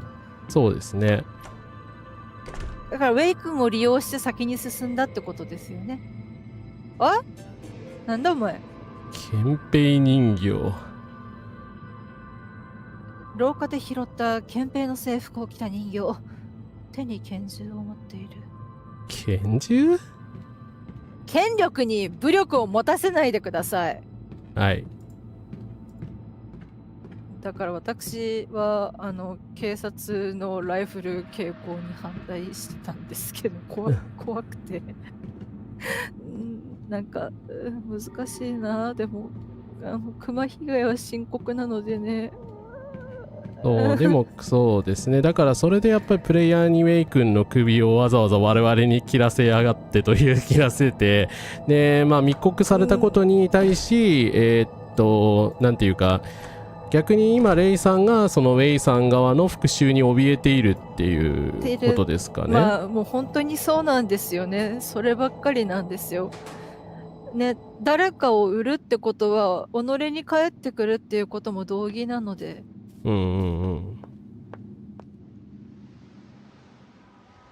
純粋な血だと子供じゃなくてウェイ君であることに違和感があったけど、そうか、そういう負い目もあったっていうことか。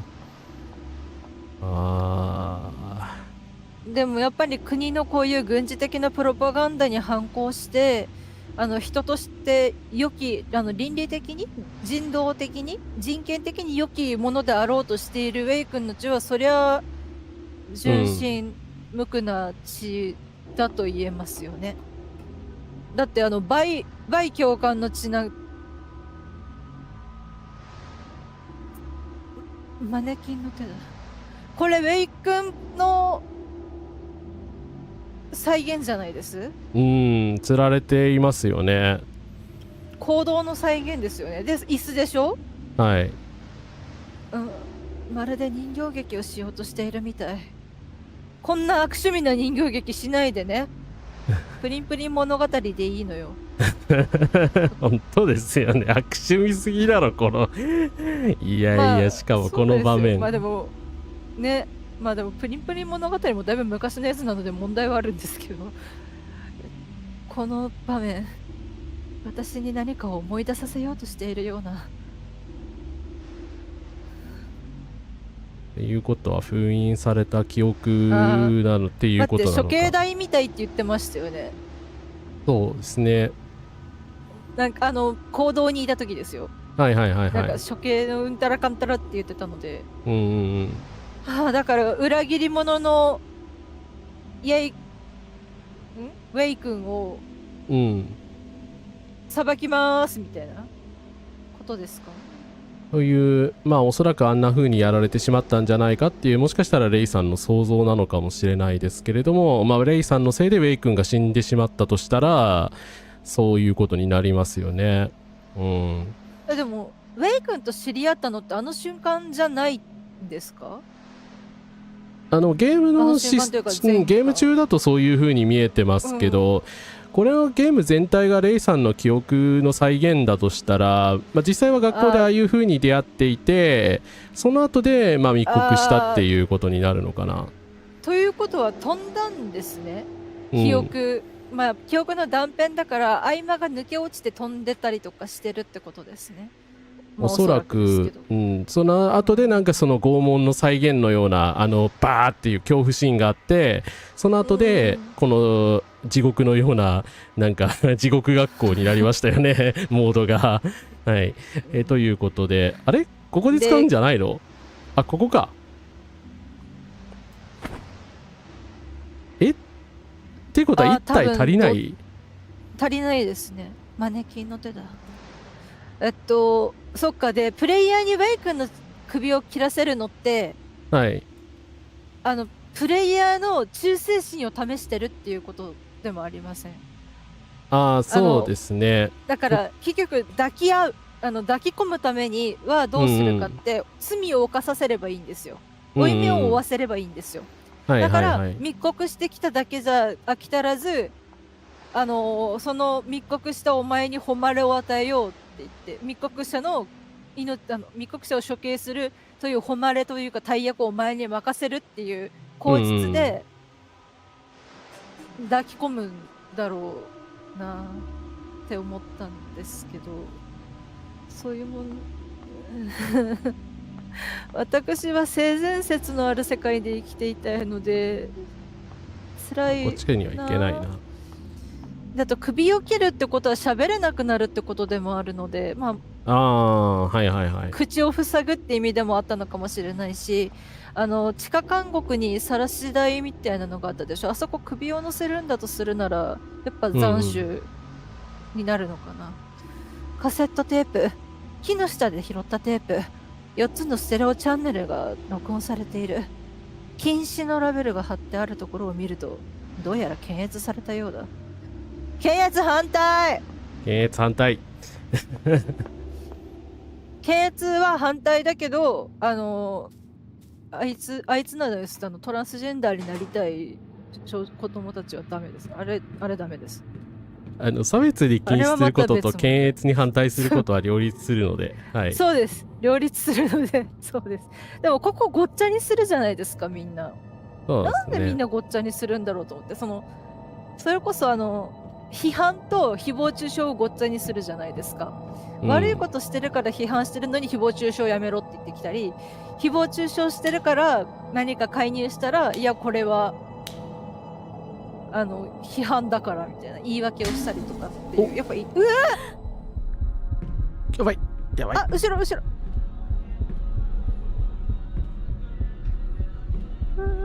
おっと、誰もいませんよ。で、あなたも下が長いんですか？誰もいません。私はここにいません。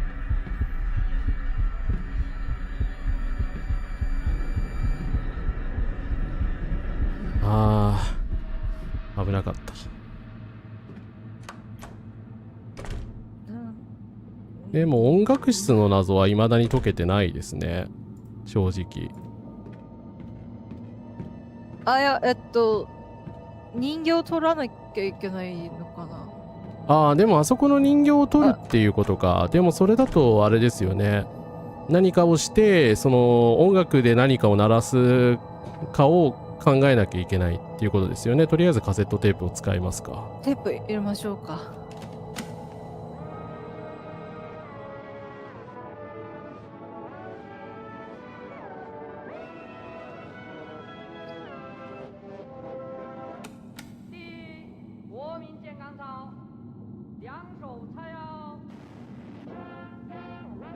あ、わからない。うん。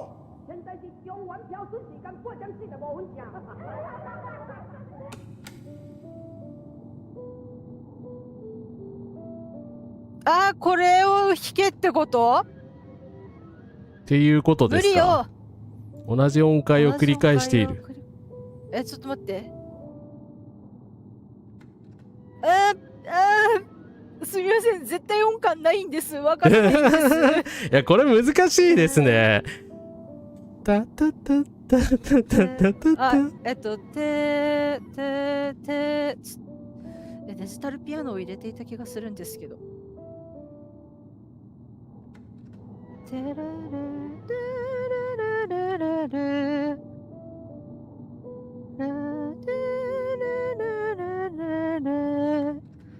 ちょっと待って、最初の音だけでも分かればどうにかなるの。ピアノアプリ入れてないじゃない。いや、でもこれ難しいですね。どうしよう。ふうかさんメモできます？なんか適当に。音階が出てるわけじゃないですよね。ちょっと待って。あ、千代賀さんがなんか解き明かしている。レミレシシラソミレなんですか？素晴らしい。レミレシシラソミレシラ。ちょっと待って。音階わかる人すごいな。で、私ピアノあるんですけど、しまい込まれているので出さないといけないんですよね。ああ、そうなんだ。とりあえずなんか適当にというか、まあこの音階になるように頑張って演奏チャレンジしてみてますか。あ、でもなってくれるんだ、離れても。ちょっと待って。これはちょっと優しいし。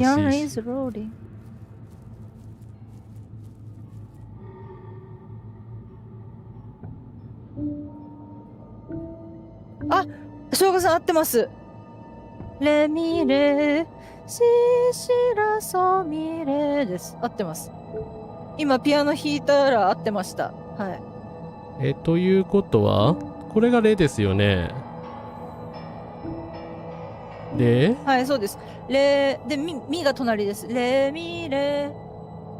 はい、ミ、はい、そこがレミレで、シが真っ黒な鍵盤です。これか。あ、違います。すみません。ラです、それ。こっち？はい、それがシです。はい。なるほど。レミレシシ。もう一回です。ラがこっち？はい。はい、そうです、それです。で、ソが隣です。左ソ。で、ミレ。お、やった。しょうがさん、ありがとうございます。ありがとうございます。全く分かってなくて申し訳ない。ドレミファソラシドさえろくに弾けない私が一生懸命やっていた。いや、音階分かる方、ほんとすごいですね。すごいですよね。私もピアノがあれば鳴らして、あ、これだって分かるんですけれど、そこまでがちょっと遠かったです。いやー、集合値。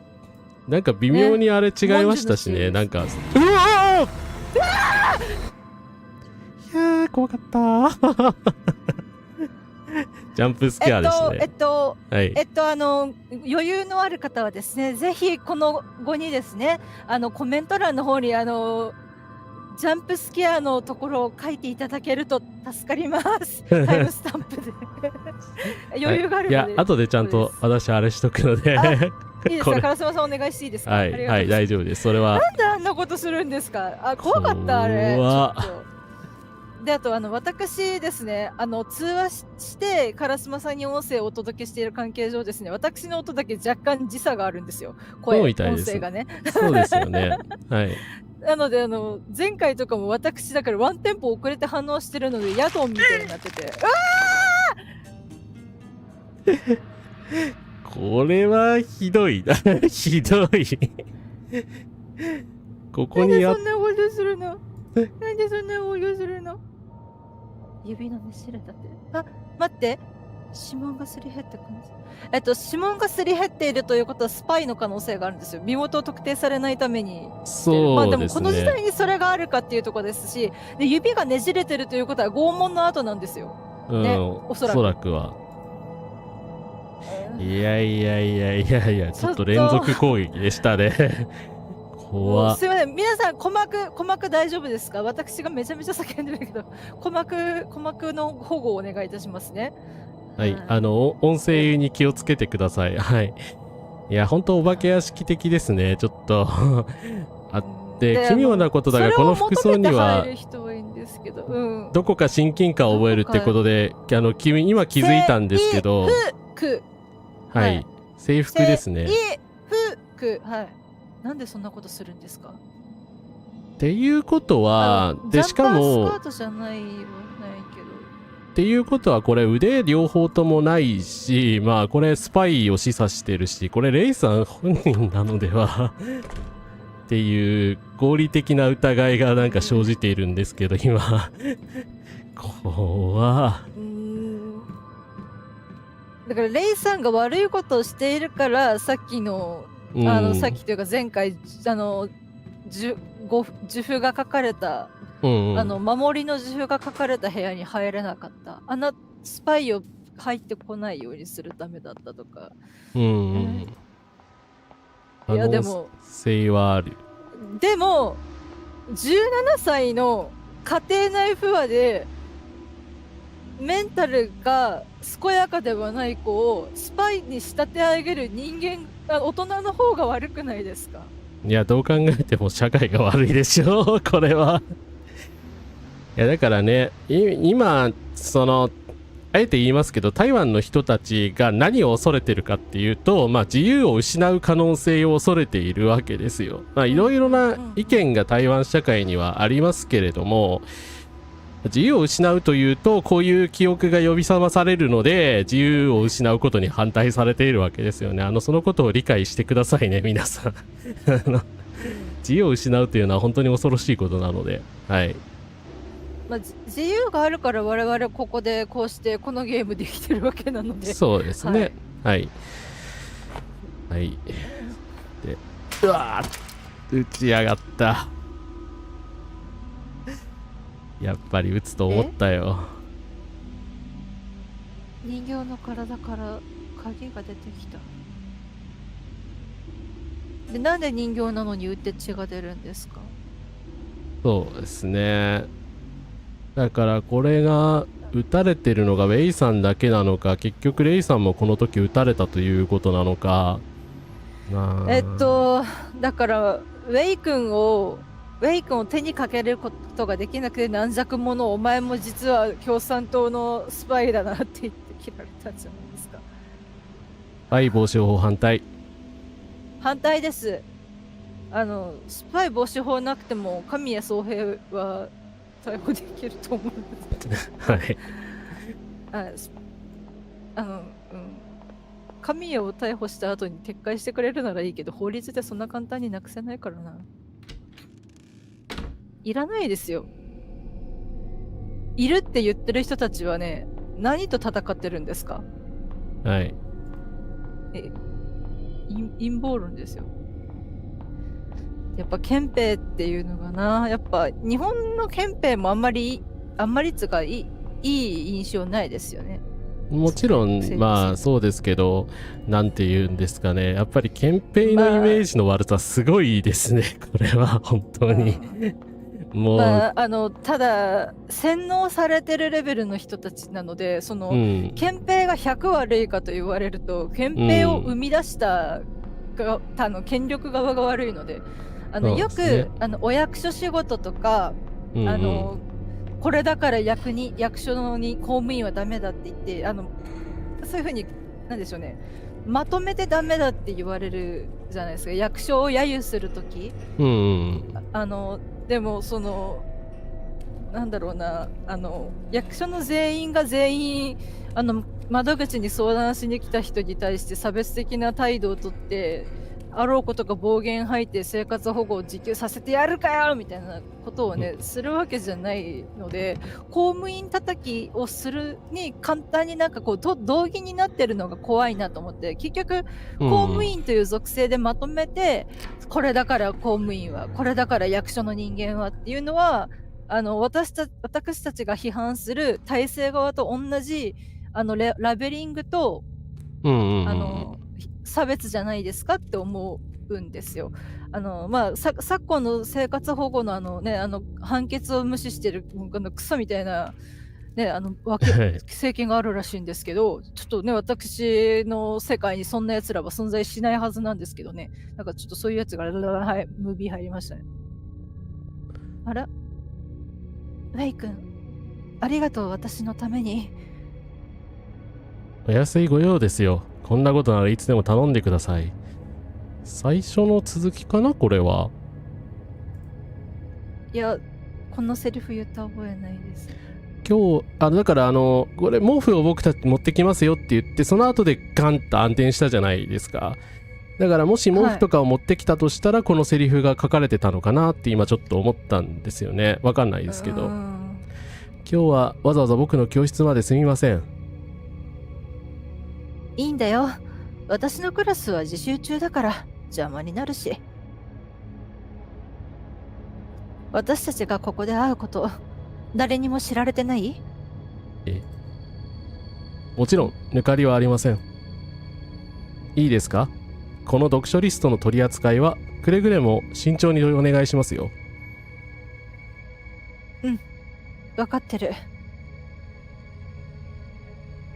こんな本を読んでいるのが知られたら厄介なことになるからね。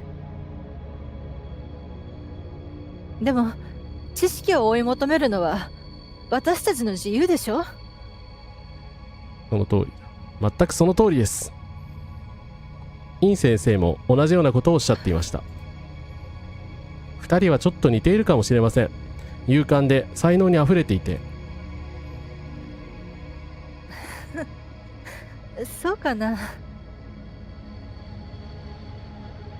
私じゃどう考えても比べ物にならないよ。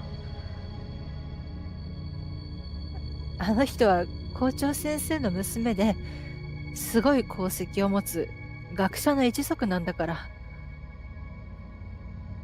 そんなの些細なことですよ。きっとイン先生はレイさんを誇りに思っています。でもこれイン先生が校長の娘だって情報初出しですよね、おそらく。イン先生の下のお名前が、でもそっか、さっきのあれで分かったのか。おそらくレイさんの診断書であろうあれに担任の名前でインさんあれ書いてありましたね。見てなかった。書いてましたね。でも同じ姓じゃないのか。もしかして違うのかな。確かに名前違いましたもんね。同姓じゃない場合も多いので。そうですね。日本だけなんで強制的同姓にしていますので、ルールのははいはい。選択的夫婦同姓とかないです。強制的夫婦同姓なので、そこ勘違いすんだよ。賛成とさよなら、さよなら、賛成とさよなら。はい。前にレイさんの文章を褒めていたのを覚えています。これはイン先生が褒めてたってことですね。そうですね。先生はこんなことを言いました。翼を鍛えよ。どこまでも飛べ。本当にそんなこと言ってた？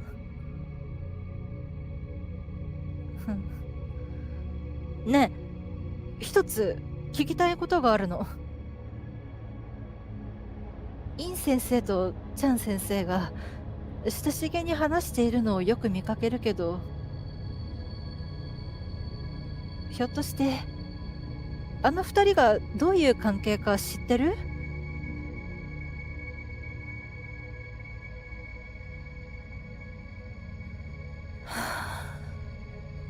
はい、はい、嫌な予感がすべて当たりましたね。そうですね。読書リストでしたね。倍教官がイン先生に持ってきた。で、はい、レイさんはスパイとしてその読書会に参加していたのか、でカウンセラーなんですね。それでチャンミンホイさんっていうのがおそらく男性なのかな、名前チャンさんは。だからで担任教師のイン先生ツイハンさんと親しかったと、まさかはいまさかね、なんだろうな。まあそうですね、男性、まあどちらも女性であったとするなら同性愛で、それが問題視されたとかかもしれないですけど、どう思いますか？ああ、その可能性もあるけど、もうなのできっと男性で多分異性愛カップルだっていうのは早いのかな。まあいやどちらにしたって、そうですね、ごめんなさい。はい。いやそれは全然。ただ脚本というか、まあ、ストーリー上というかで、まあ、そういう疑いをそのレイさんの側がそのウェイ君に対して聞いてたっていうことは、まあ、レイさんがスパイだとしたら何かしらの調査を引っかかる、ところがあるっていうところなんですよね。例えばもしかしたらチャン・ミンホイカウンセラーがどこかとつながっていて、そこと親しく話しているイン先生で、その翼自由を追い求める知識を追い求めるイン先生の読書会というところに潜入して、読書リストを掴んでこいと、そこに載っているものは全員裏切り者だというところで使わされたスパイだとするなら、まあ、レイさんに罪がないとは言えないですけど、させた側の方が重いでしょ。17歳の少女にどう対抗できますか？っていう。ここ以前に拾ったメモですね。生徒を集めて、読書会を始めた先生がいると、禁止されている本を読んでいるらしいと。だから法律で読むことを禁止されている、いわゆる禁書ですよね。禁書を読んでいた読書会を主張していたのがイン先生で、まあ、売教官は共産主義者や反逆兆候のあるものを密告するよう全生徒に呼びかけていたと。そしてこれは中国との戦争に対してですよね。対抗するためという立て付けなわけですね。もう辛いです。なんかもう言葉がない、なんて言ったらいいのかわからないです今、さっきのイベントだけでだいぶメンタルがゴリゴリっていやでもこれ本当はレイさんはイン先生みたいになりたかったんじゃないかなって思ったら、なるほど。だからスパイとして潜入したけど、本当はそっちの思想に影響されて、私も道を選べるんだなって希望をもしかしたら持てたかもしれないけど、調査はどうなっている、リストを手に入れたのかって言って奪われて、それで明るみになっちゃって、それでレイさんが裏切り者だってチクリマってなったって、それで苦しかったから忘れたのって、それとも思い出したくないだけっていう己を責めるようなことをずっと言っているのかな。だから本当は多分イン先生みたいにレイさんはなりたかった。結局だからさっきの自宅での回想を見てた時もそう思ったんですけど、だからこんなまんまでいたくないってなった時にでもスパイとして潜入したとか、まあ、経緯はわからないですよ。本当は全然関係なく入っただけかもしれないですけれど、憧れを得た。ただそのイン先生は校長先生の娘ということは、ある程度は黙認される血統の持ち主なのかなとは思うんですけど、ある程度ね。もしかしたらイン先生の代わりに、まあだからレイさんっていう話になったのかもしれない。いや、それはそれで辛いな。でこれ書いてあるなんだっけ、レイの回想シーン、お母さんとお父さんが喧嘩してる時にお母さんがゴミ箱に捨ててた写真に、これ希望は善でこの世で最も良いものが希望だろう、良いものは決して死なないって書いてあるんですよね。これだからレイさんが本人が書いたのかな。いやー悲しいですいね。やいいもの、希望は死なないって意味なのか、いいことをしてる人は死なないなのか、どっちなんだろうな。で、あと、さっきの、ちょっと戻ってもらっていいですか？はい。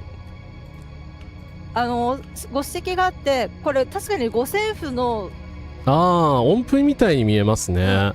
に見えるって書いてコメントいただいて、なるほどと思って、確かに五線譜に、ここはちょっとわかんないですけど、さっきのところはちょっと五線譜のに見えなくもないなと思って、今そこがファーでしょ。でもファーじゃん。ファーじゃダメじゃん。ここはソーラですね。じゃあソーラか。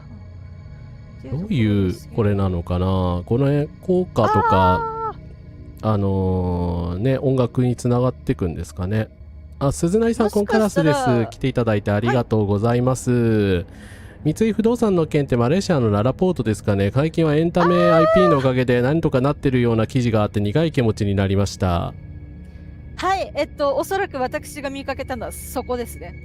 マレーシアのそこに建てたんだけど、建てた場所に歴史的な負の遺産的なものの上にショッピングモールをぶっ立ててこれで人がいっぱい来るぞって言ってたけど閑散としていると。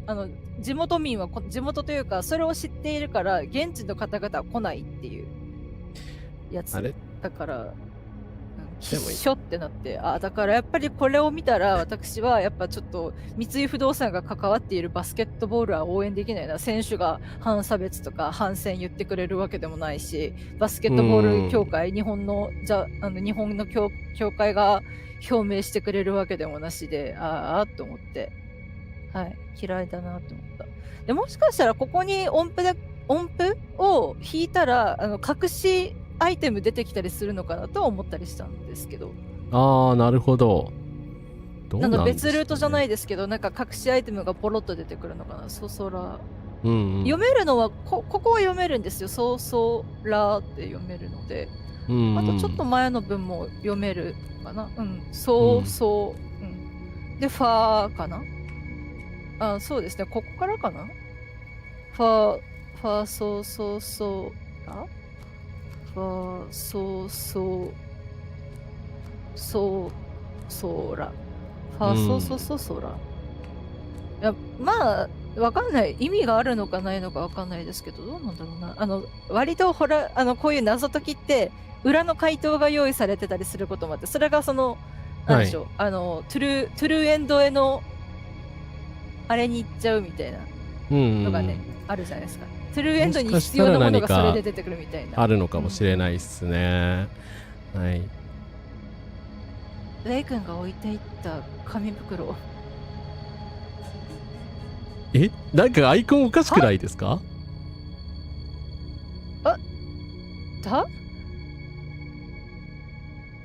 私は弱い。でも以前、あなたは私に教えてくれた。ペンは銃より強しってね。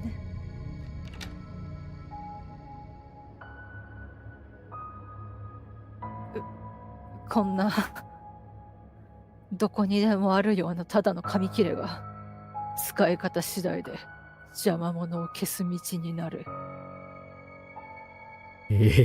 だから読書会のリストに名前が書いてある子を処刑したから銃なんでしょうね。はい。おそらくそうですね。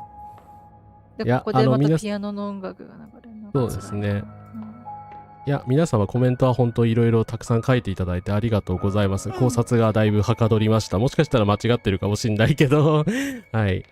ありがとうございます。けど、やっぱり、こういう問題提起をしてくれる作品って、こうやって議論することってすごく大事だと思うんですよ。私も偏った知識しか持ってないので、やっぱそうやっていろんな視点から出てくることによって気づけることがいっぱいあるので、すごくだからやっぱゲーム実況の生配信ってそこが醍醐味だなって思ってて。はいはいはい。新しい部屋。さっきですよね。さっきの鎖じゃね、鉄格子の裏側に来てましたもんね。はい、来てます鏡に映る己の姿が変わるところはどこだ？この人はイン先生、こんなところで何を？私は教師として少々反抗的な生徒には気を配るようにしているの。あなたがしたこと覚えてる？え？忘れたの？それとも思い出したくないのかしら？先生、何の害もないただの紙のことよ。そのために私も彼も死ななければならなかった。他の大勢の生徒たちも。先生だったんですか？先生が私をこんな目に遭わせた。先生が私を狂わせようとしているんでしょ？時にはね、些細な過ちが取り返しのつかない過ちにつながることもあるの。よくそんなことが言えますね。全部あなたのせいなのに。あなたが全部めちゃくちゃにしたんだ。悩みを抱えていたならなぜ話してくれなかったの？うるさい！先生さえいなければこんなことには。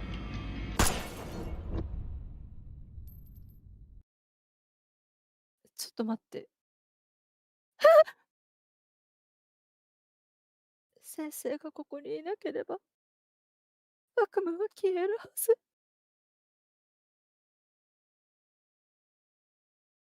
あ、銃が使われていますね。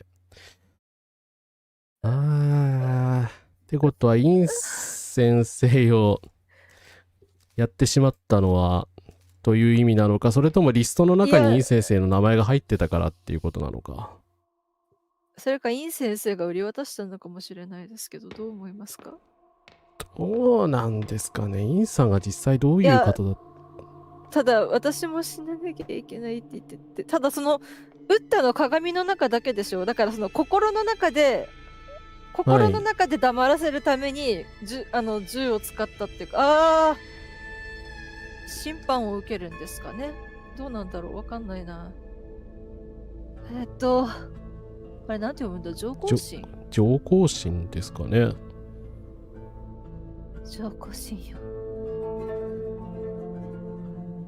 母にたくさんの悩み事を聞かされたことでしょう。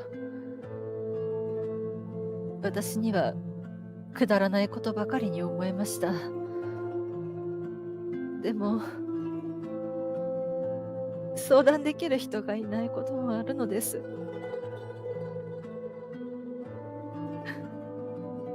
手を合わせ静寂の中祈りを捧げます。私、ファン・レイシンにどうかお導きを。なんか選択できるんですけど、これ。ちょっと待って。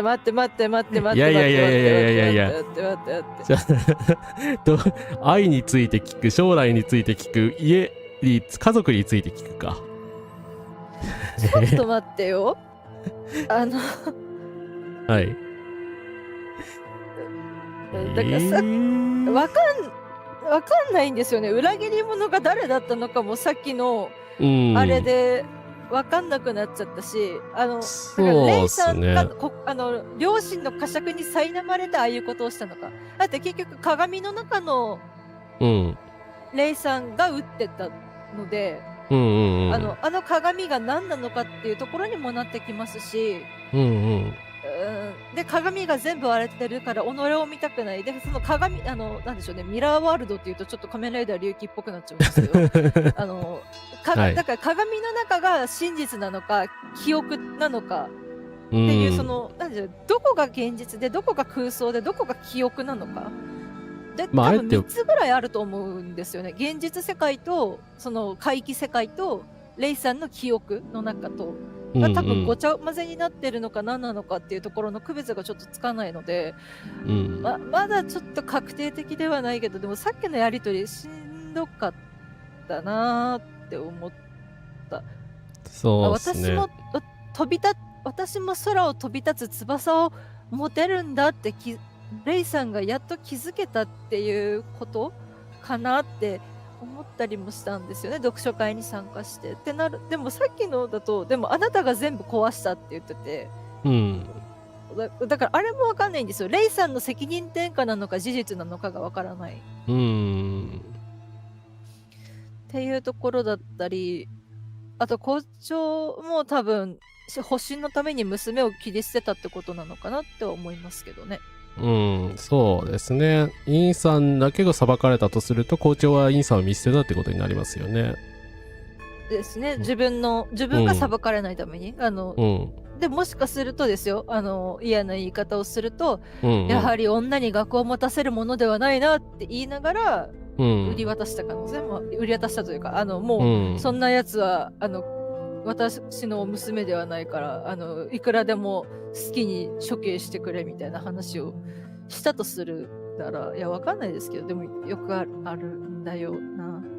女に学を産んでもそうですけど、いまだにね地方ではあるので、大学なんて行かずにそのまま就職しろみたいな、家に金を入れろとか結婚しろとかですね、あるので、もちろん田舎だけじゃなくてもう本当家によるとしか言いようがないところではありますけれど。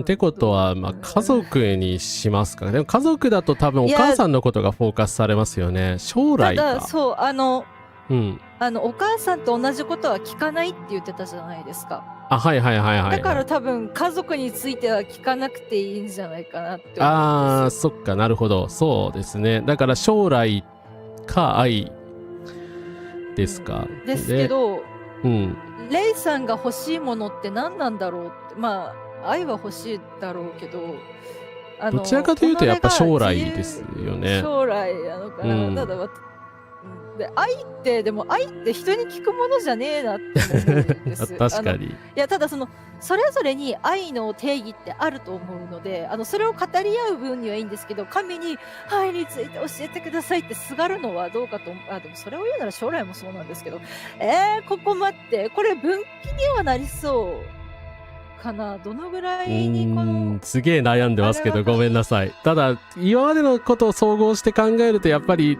紙飛行機とかに象徴されるレイさんが一番こだわってることったら、やっぱり自分の将来のような気がするんですよね。自由になりたいとか。私は自由になれますか？どうなんでしょうか。私が自由に生きられる将来ってまだあるんですか？残されているんですか？私は自由になっていいんですかっていう、その苦しみがこの選択肢なのかなって思ったりもするんですよね。っていうことは将来かな。はい、っていうことで、将来についてまずは、神様に聞いてみようと思います。はい。いいですか？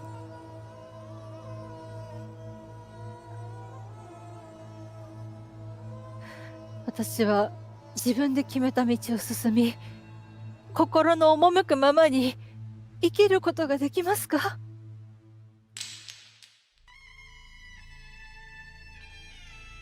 勝敗だ。つまり、おとなしく現実と向き合って、いつ抜け出せるとも知れず、待ち続けるだけ？他にどうすることもできないの？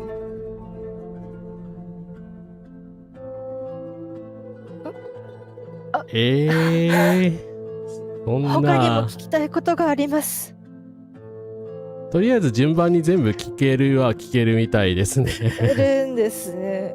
それか2つしか聞けないとかの可能性もあるくね。あると思うんで、まあどちらかというとどっちについて聞きたいですか？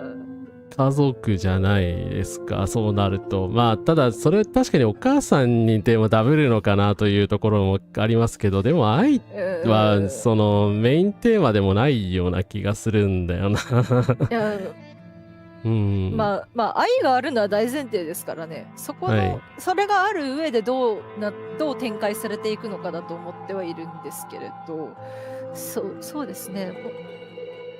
たださっきの投げたやつが、はい。多分投げてあれがどう配置するかによって多分結果を見るみたいな。だから神様に聞くって結局これも占い的要素だなって思ってるんですけど、すみません、道教についてお勉強しようと思ってたんですけど手が回らなくてですね、申し訳ないです。知識がちょっとまだ入ってないのですが、おそらくさっきのは多分そういうやつですね。日本の神社仏閣にも多分どっかあると思うんですよ。賽銭かな、石か何かを投げてどこに入るかによってなんかこう結果がわかるみたいな、そういう感じだと思うんですよね。割り符的なやつを拾って投げてたでしょ。あれなんかね、手を合わせての時に地面から消えたからなんだろうと思ってたら今ポンって投げた感じだったので、そうです。ああ、なるほど。コメントでそうですね、裏表とかでもねありますかね。あ、オプスさん、コンカラスです。来ていただいてありがとうございます。ありがとうございます。じゃあまずは家族について聞いてみますか。そうですね。やっぱり17歳の少女にとって家族は逃げられませんからね。喧嘩ばかりの私の両親はいつか仲直りできますか？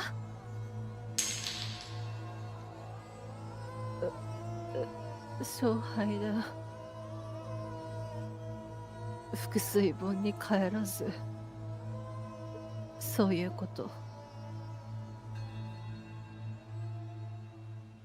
それでもあれが私の家族なの。母さんもあの男も昔は仲良く笑っていたのに。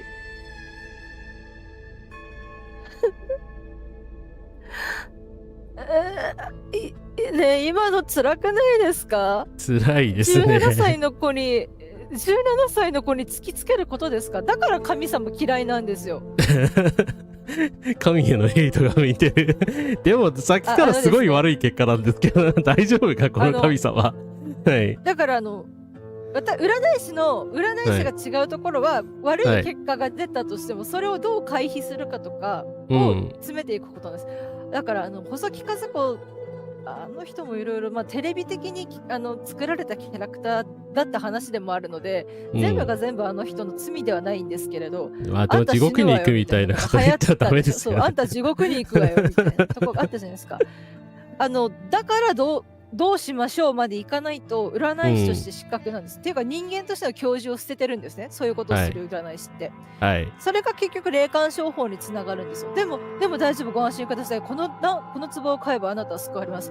普段は100万円でご案内しているんですが、なんと今回あなた様のその真摯なお悩みにお答えして、なんと10万円で、もう 90% オフでお買い求めいただけますみたいなことをするんです。悪いやつは。はい。で、神様の嫌なところは解決法を示さないことです。今回の占いっていうか、さっきのみたいに。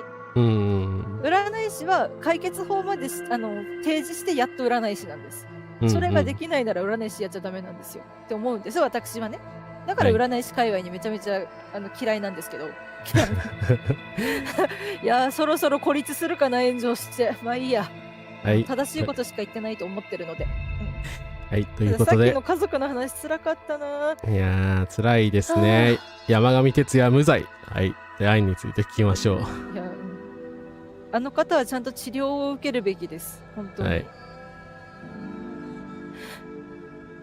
愛する人と結ばれ、普通の幸せな家庭を築けますか？あ、インハイだ。無理と分かっていることを追い求めてはいけない。ああ、こんなささやかな願いも。なんて無慈悲な。私は多くを望みすぎなの？生きることは終わりのない苦しみってことなのかな。それとも苦しいのは私だけ？私のせいなの？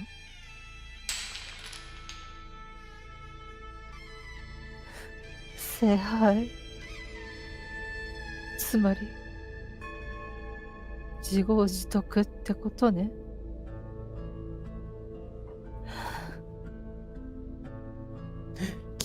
厳しい裁かれた感じです受ける。ね。でも若者はいやおうなしに決まりきった道を歩かされ、やがて純潔を失っていく。私は人生のメリーゴーラウンドを回る木馬、聖なき感情がもつれた塊となった。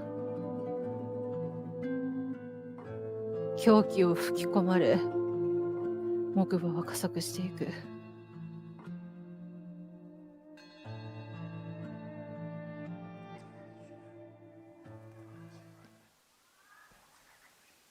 もちろん進行している人に対する差別はいけないと思います。はい。すみません。そこはね。進行すること自体は、うん。自由なんですよ。進行の自由があるので。ただ、なんでしょうね。多額の献金を絞り取るのは、うん。あれは詐欺的なので、また、それとこれとは話が別なので、そこはしっかり区分けしていかないと、ごっちゃにしてしまうといけないですよね。誰かの権利を踏みにじってはいけないので。そしてここは何なんだ。お、セーブポイントだ。なんかありがたい。ありがとうございます。ここは祈りを捧げる場所。いやでもさっきの神だと考えたらちょっと嫌になってきたなこれ。どうかお守りください。でも何でしたっけ？なんとか皇様でしたよね。何でしたっけ？ごめんなさい、名前忘れてしまった。一番最初に出てきたとこ。なんだったっけな、あれラジオ？雑音はここから聞こえてくるみたいだな。周波数を変えたら何かわかるかな？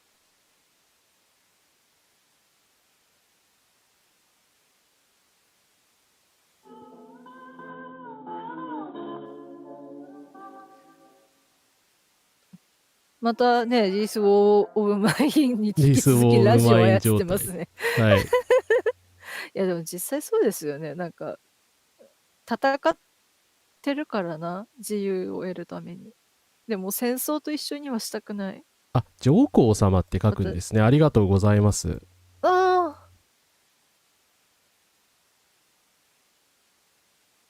そうなんですよ。神はただの神であって、人間が神様になれるだなんてわけわかんないことは、創作でだけでやってほしいんです。まあでもなんかやっぱ天皇制を否定しきれてないところが今、地味に効いてきてるところがすごい気ありますよね、今。連日ずっとそのニュースばっかりじゃないですか。はい。で祖母がずっといろいろ言うので、でもこの人たちには人権ないんだよ、人権侵害してるんだよ、かわいそうだよねって言ってずっと水差すようにしてます。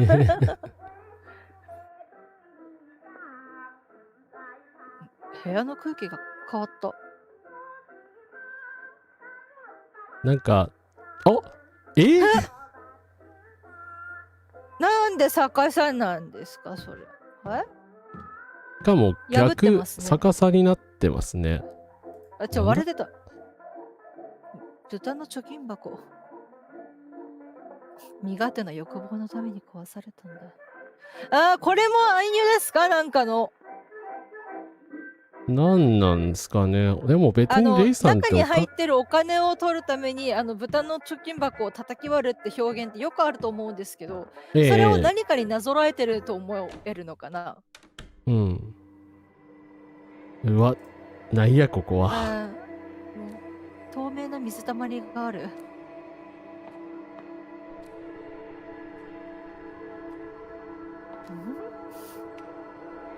これはまた何かアイテムを拾ってきて水につけるみたいな感じ？ですね、そうですね、紙を水につけるとこう、なんでしょうね、文字が浮かび上がるみたいなやつがあるじゃないですか。これ多分正しい順番で入らないといけないとかいうやつじゃないですか。そういうやつか。そういう感じの仕掛けか。しかも電気が消えるんだけど。もしか消えた状態でないとわからないのかも。消えた状態でないと何かわからないとかあるのか？あれでも変わらないっすね。窓の数とかかな、どうなんだろう、違うかな、どうなんだろうかわかんないな。いやでもこれノーヒントだと厳しいですね。なんかわかんない。何が何だかわからない。わかんない。でももう手当たり次第やるしかないんだよな。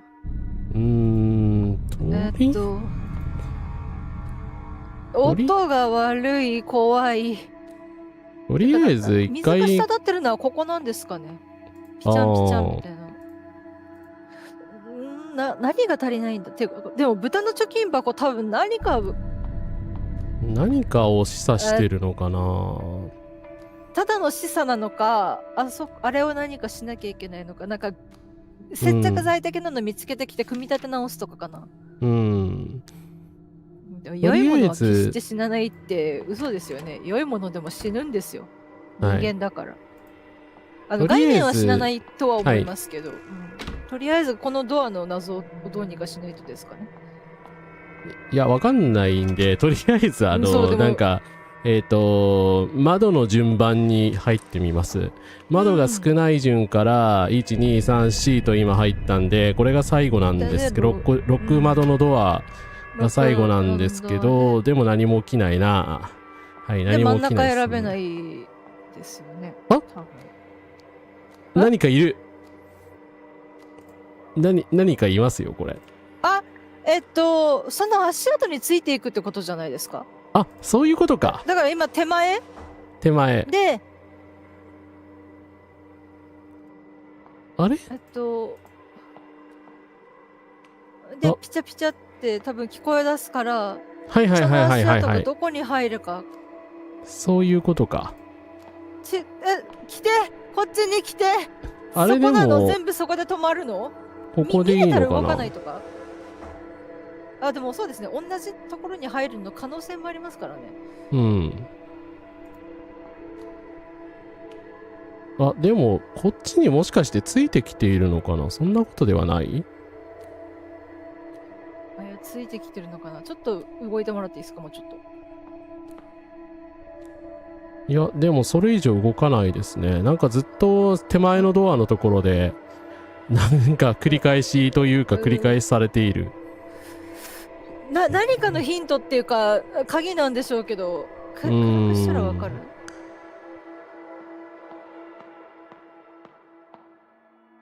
でも暗くしたら全く見えなくなっちゃいましたな。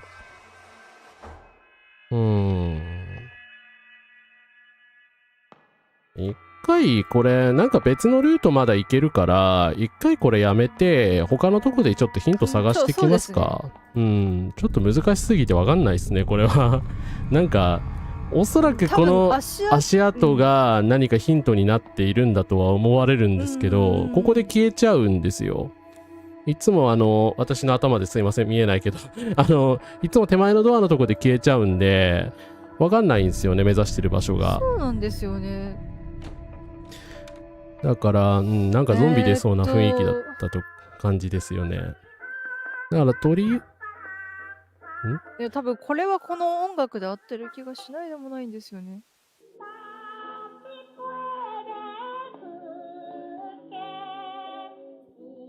多分伝統的っていうか、やっぱりラジオを変えたら別のとこに行けましたね。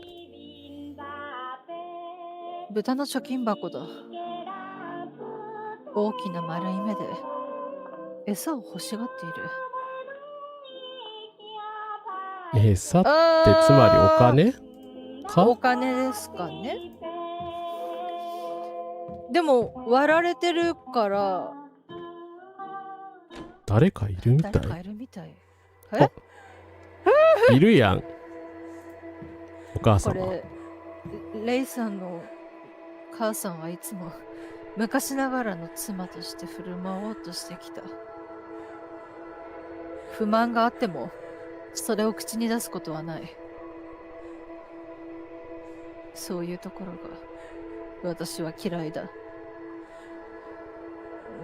いや、気持ちはわからないでもないんですけど、そうでもしなきゃ生きていられないとか、そういう良妻賢母であることが美徳だという概念、社会の中で生きるにはそうするしかないとか、そういうふうに刷り込まれているとかもあるので、ご本人だけの責任ではないんですよね。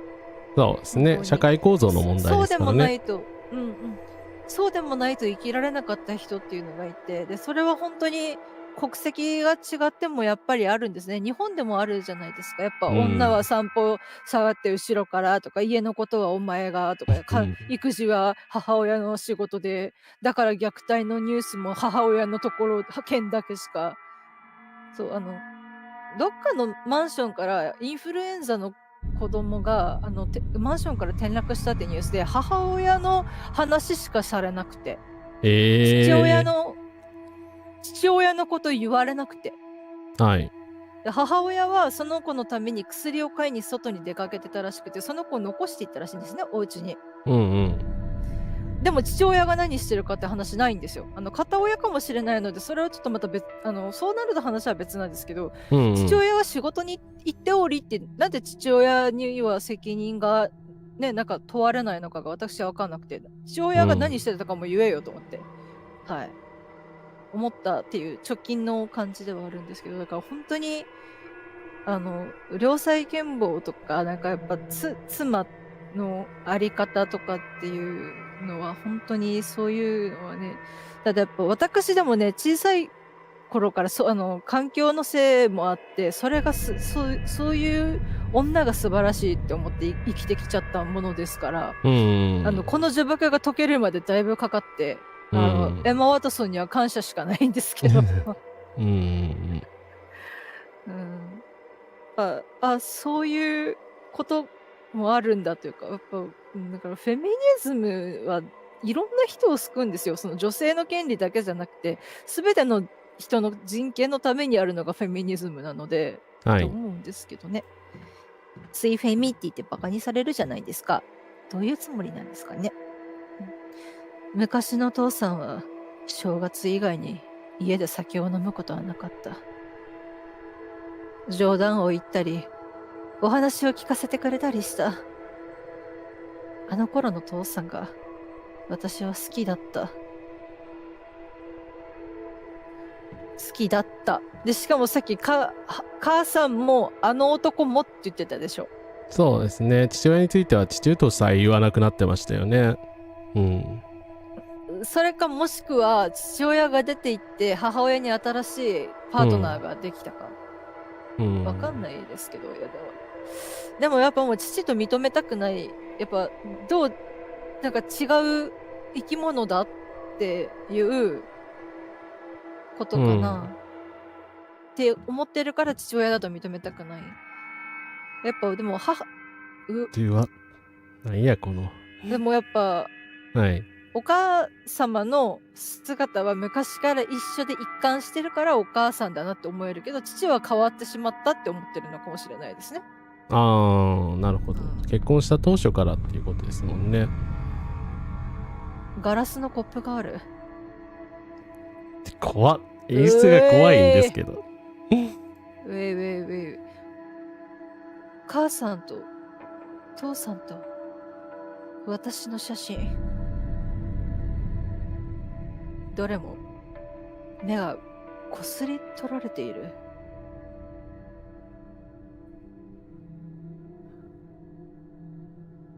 同じか。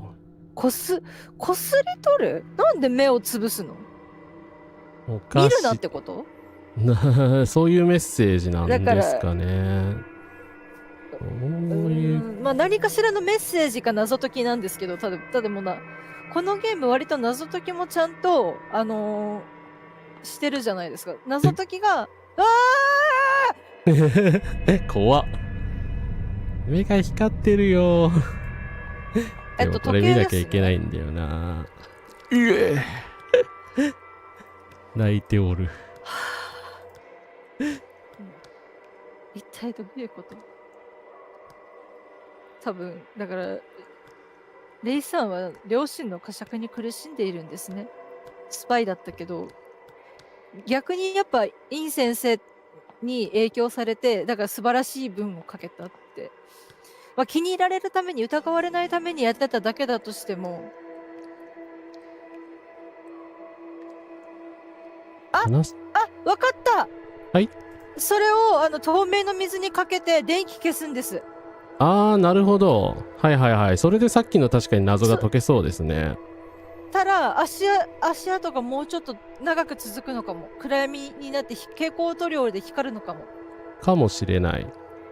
で、これ時間的にはなんだちょうどまあ6時15分か3時半か、でこっちは長針短針が明らかだから7時半ぐらいですかね。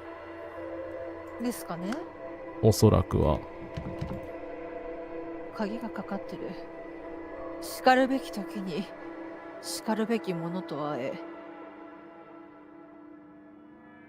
で、あと愛する人と幸せにってもしかしてウェイ君のことだったんじゃないですか？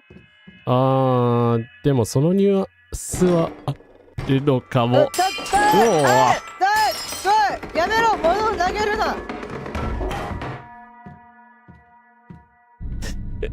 ポルターガイストが。どう思います？ポルターガイストなのか、酔っ払った父親が母親に物投げてたのか、どっちだと思います？いや、多分そうでしょうね。だから父親の暴力によるものでしょうね、おそらくは。でも豚の貯金箱にはこれは使えないと思われるから、違いますよね。多分風花さんの言う通り、さっきの水たまりの仕掛けに使うやつですよね。ってことはあっちに行けるのか。お家に居場所がない。本当ないんですよ。やっぱ叫び声とか好きで聞いてるわけないじゃないですか。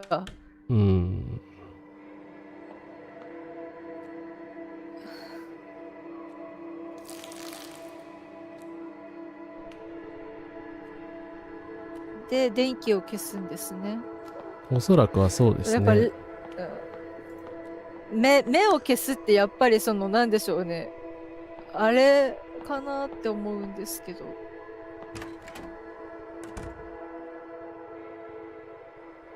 なるほど。これで全部道が見えますね。なるほど。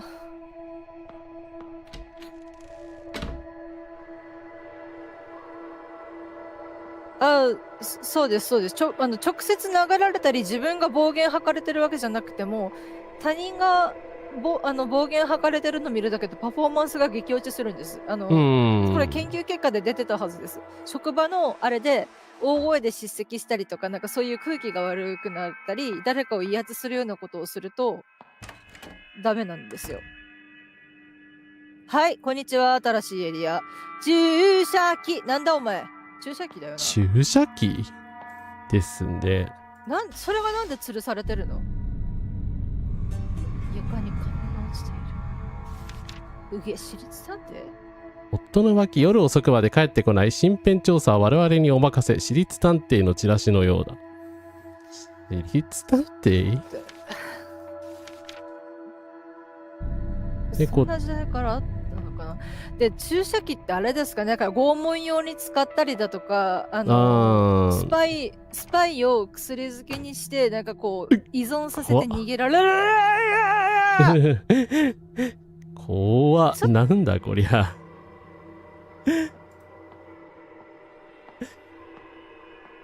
何？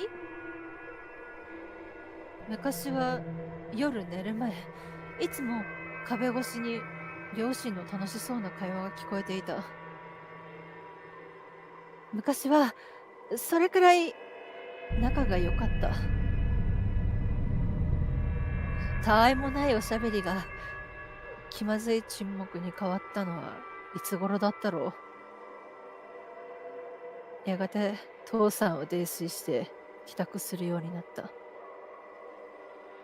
母さんはいつも部屋の隅で涙を隠すように身をかがめていた。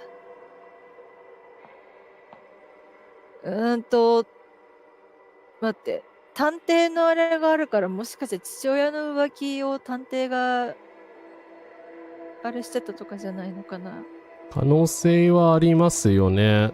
で、その結果として示唆的すぎますよね。示唆的ですね。この流れ的に私立探偵からここでしかも浮気の調査って書いてあったでしょ。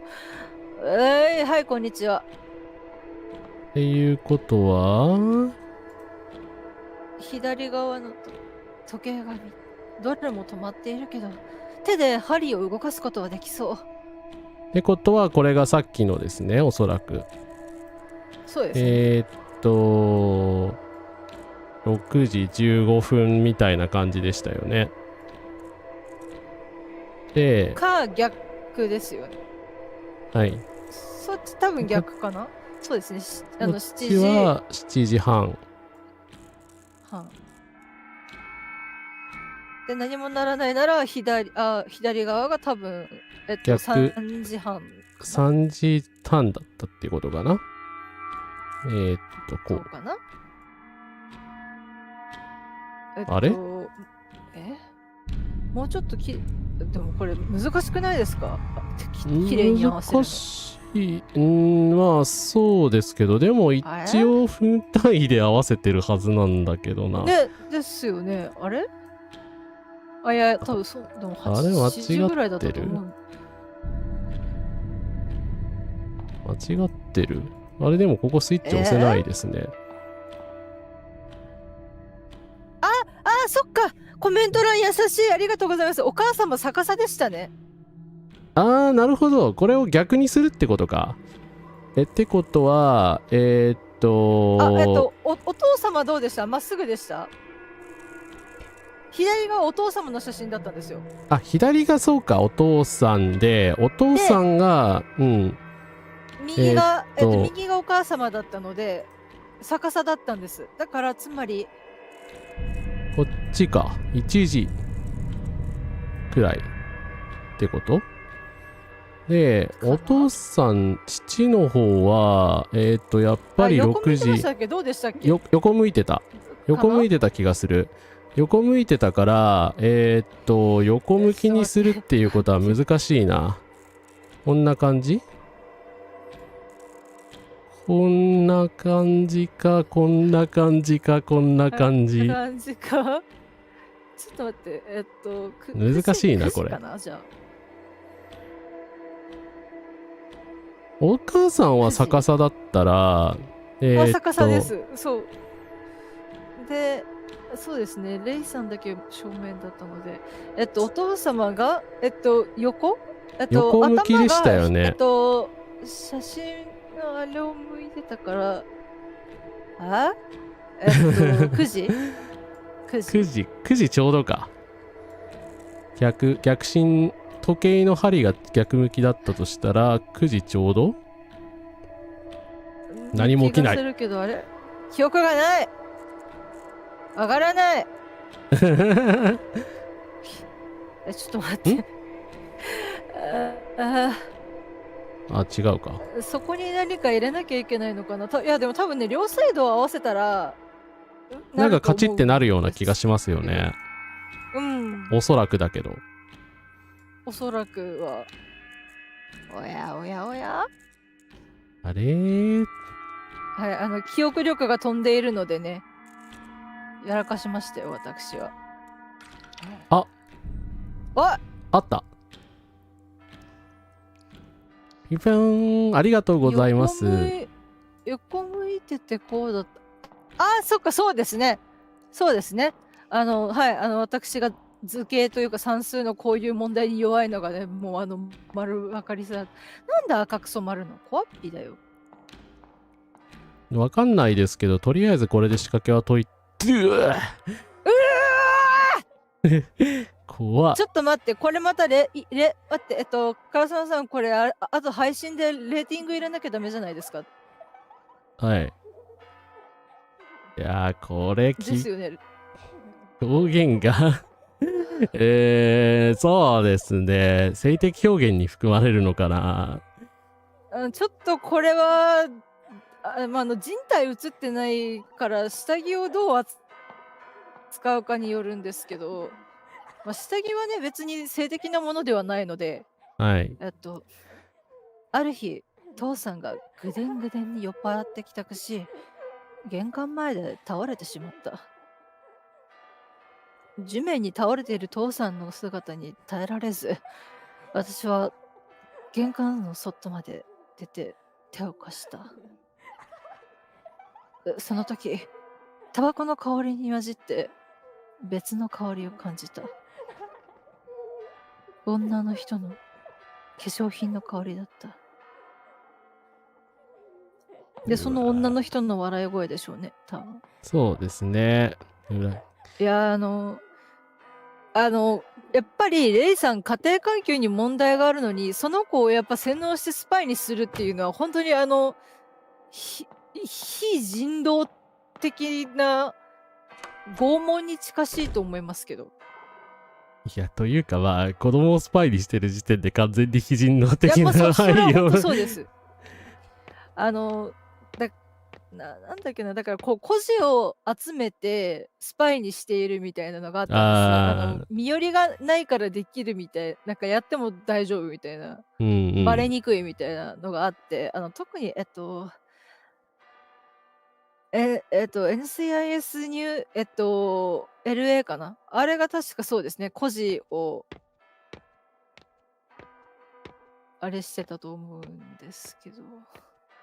しかもこれ BGM が家路なのか。何家路って。なんでもそうだから、私もね、だから結局、あれなんですよ、帰る家が、そう、帰る家が苦痛なのに、でも帰るしかないっていう。レイさんも、だから結局家以外のよりどころがないんですよ。だからレイさんが自分の意思で読書会に参加したのか、スパイとして読書会に参加したのかでだいぶ話がやっぱ変わってくるところはあるのかな。ただここ何回クリックしても何も起きないですね。とりあえずは戻るしかないか。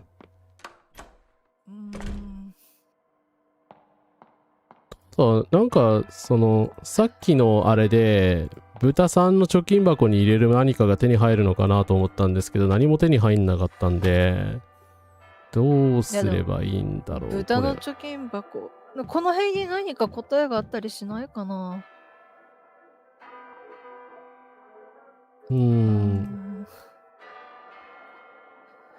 そうですね、今のここはレイさんの精神世界の可能性が高いですね。今のここは。はいはいはい。後ろの方でなんか赤いランプで周波数合うとこあります？ありますね。そこは元の家ですよね。元っつうか。この家ですね。で、貯金箱を割るためには別に中に物入れなくても、でもやっぱり入れなきゃいけないんだろう。まだ何かあるのかな。もうの部屋だと結局もうあの頃には戻れない。お母様がだから結局そういうことか。ここの配置が元に戻るんだ。叱るべき時に叱るべき時に行けってと話か。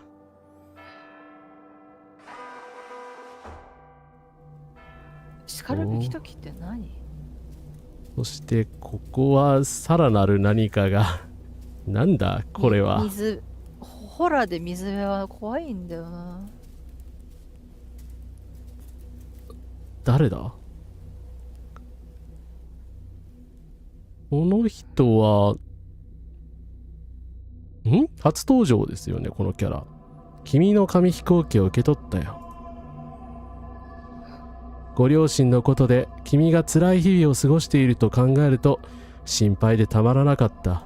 待って、グルーミングかなこれ。違う？多分チャンですよね、カウンセラーの。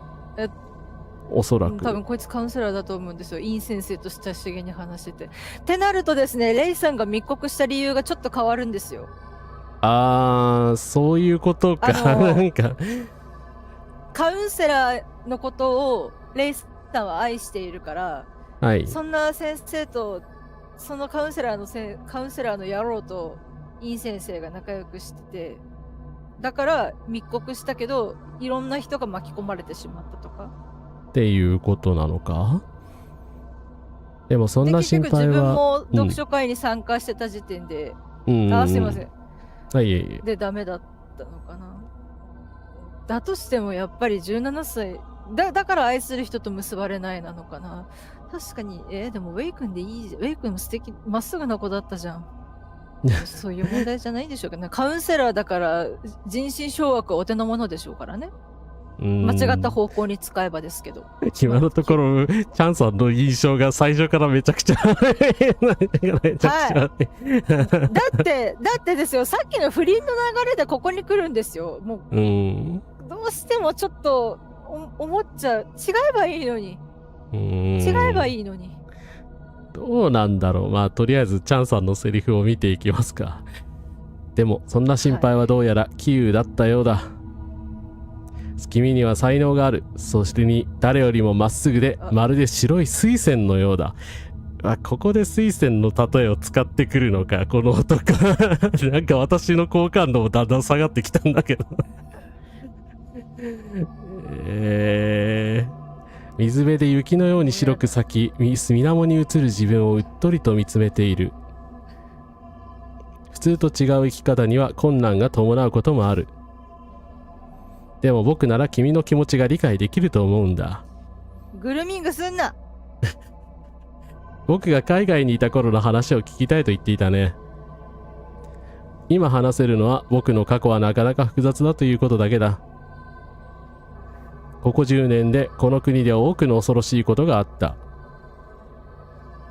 信じられないだろうけど、かつてこの国は今ほど圧政的で冷たいところではなかった。今度の週末に一緒に踊りに行かないか。検閲を通る教科書には載っていない知るべきことは数多くある。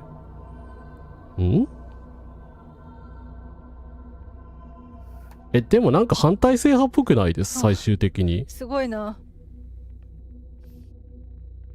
反体制派だろうけど、どうなんでしょう。少々食い物にする。でもグルーミング臭かったですね、今の喋り方めちゃくちゃ。今だったら完全にこれアウトな話し方だろって感じしましたよね。いや、つうか、いや、グルーミングでしょ、これ。確実に。しかもここで手に入るんかい。だからレイさんの心の叫びを見つけて、それを利用してるんでしょ、あの男。つけ込んでるんでしょ。僕には理解できる君の言いたいことが、僕に任せてごらん、僕に委ねてごらんって。グルーミングじゃねえのこれ。どう思います？私、すいません。これ当たってた場合は、それはそれで問題なんですけど。はい。違えばいいな。もうあのベッドルーム見たくない。ラジオ局。そうですね。グルーミングは人間に使うときと動物に使うときとで全く意味が違いますね。そうだな。やっぱもうこのゲームでさっきのカウンセラーの先生をどう描くかによって評価を変えなきゃいけないんです。あいつをレイさんの救いとしてだけで描くのであれば悪意があります。で、そうですね。ちゃんとこの後レイさんがあの男に騙されていて裏切られたんだみたいな話にもしなればですけど、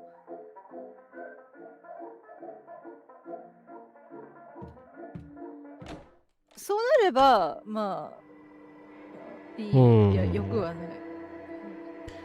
ただそこの批判にもなるんですけど、レイさんがあのカウンセラーに対して思い入れを抱いちゃってるっていうか、そのグルーミングされてるのであれば問題があるんですよね。後ろ、そうですね。なかったかな。ありますね。103。そうですね。103.0 だからここか。なんかレイさんがちょっと赤いけど、色調の問題？ここもまたなんか変な立て付けですね。おかしいな。うん、上下左右がぐちゃぐちゃですね。なんだ？俺はスイッチ。なんかまたポチポチ。これもまた何か仕掛けなのか。謎解きですね、これも。おそらく謎解き。見えない。今はわかんないな、まだ。今。ドアノブはもうあるね。暗闇の中で影を追え。そうすれば真実へ近づける。鏡にだけ映るとかじゃないですか？何か影が。どうなんだろう。だから全部電灯消さなきゃなの？っていうことですかね。暗闇の中で影を追えだから、電灯を消して、その上で全部消したら多分わかるっていうことなのかな。全部消し、かなって思うんですよね。今レイさん映りました。ずっと映ってました、最初から。全部映ってます。全部映ってます。で影が映った。いやー、しかも帽子かぶってんじゃん。帽子かぶってる。影を追え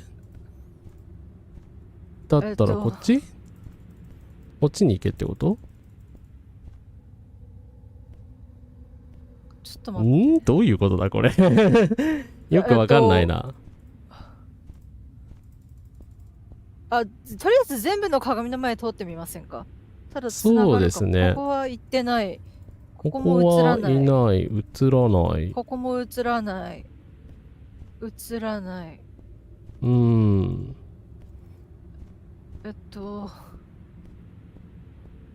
もそっか。レイさんのあくまでも主観でちゃんがああいう風に映ってる可能性はあるってことか。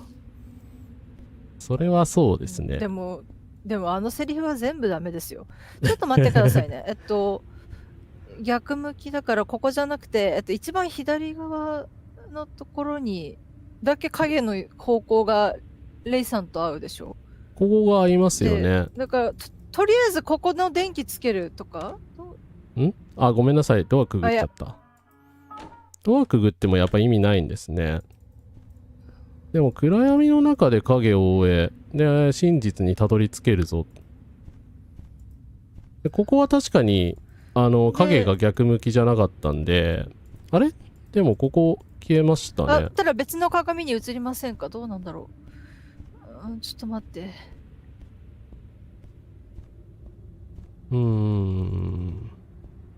じゃあ電気つけるとかじゃないのか。奇妙な文が書いてある。ちょっとごめんなさい。ここの謎がなんか解けねえ。鏡の中に、でも前半2つにだけ影が映る理由がわからないんですよね。わかんないですね。で、今ここも通らないでしょ？ちょっと待って。消して、でもう一回ここも消して、たら影が映るんでしょ？なんで？で、ここも、はい。それ、なんお前。ちょっと待って。どう見ればいいんだろう。謎解きたいので、お手上げって言った時だけ助けていただけると助かります。とりあえずちょっとあがくので。そうですね。ただ、どういうことなんでしょうね。解けない謎ではないですよね。明らかにこのルームだけで解けるような、おそらく立て付けになってるような気がするので。解かないといけない。他に何もないので、ここだけ逆さでしょ。なんか鏡の方に入るとかできないんですかね。できないですね。で、ここだけは順にちゃんと正しい方向で影が映ってるんですよね。帽子の影が。そうなんですよ。で、ここ2番目は逆向きになるんですよね。逆だぞって言ってるのかな。ってことは逆だぞって言ってるから、ここを影をつけて順の影にして、であ、でも影映んなくなった。他全部そしたら別にこっち側何も映らないんですよ。で、映らないですね。電気つけたらうん。いいのかな。とりあえずちょっとつけてみますか。うん。どうしようかな。暗闇の中で影を追え。どういうことなの？ちょっと待って。でも解きたいですよね。解きたいですが、どういうことなんだろうな。でも、そうだな、確かに、ね、成人からの未成年への恋愛感情に肯定的なビデオゲームっぽいですね。そうですね。それはね、なんか今の印象だとちょっと良くないです。そこ印象良くないですね、今のところ。非常に。愛だって言い張ると思うんですけど。あ、影が映るようになった。っていうことは、順番が合ってるのか、じゃあ。っていうことは、おそらく合ってますね。さっき逆向きの影になったじゃないですか。逆向きの影になったやつをつけたでしょ。つけたら、つくようになって、こいつらが映るようになったから、他のやつも試してみて、逆の影だったら消せばいいんじゃないですか。なるほど。ほら。で、これも逆影だから消して、お、ついた。やった。ただドアに向かう影を追うのか。なるほど。っていうことですね。だから逆に行こうとする背くやつはとりあえず消すってことだったんですね。父さんの書斎はいつもきちんと整理されている。父さんはいつも真面目な雰囲気だけど、たまに変な冗談も言う人だった。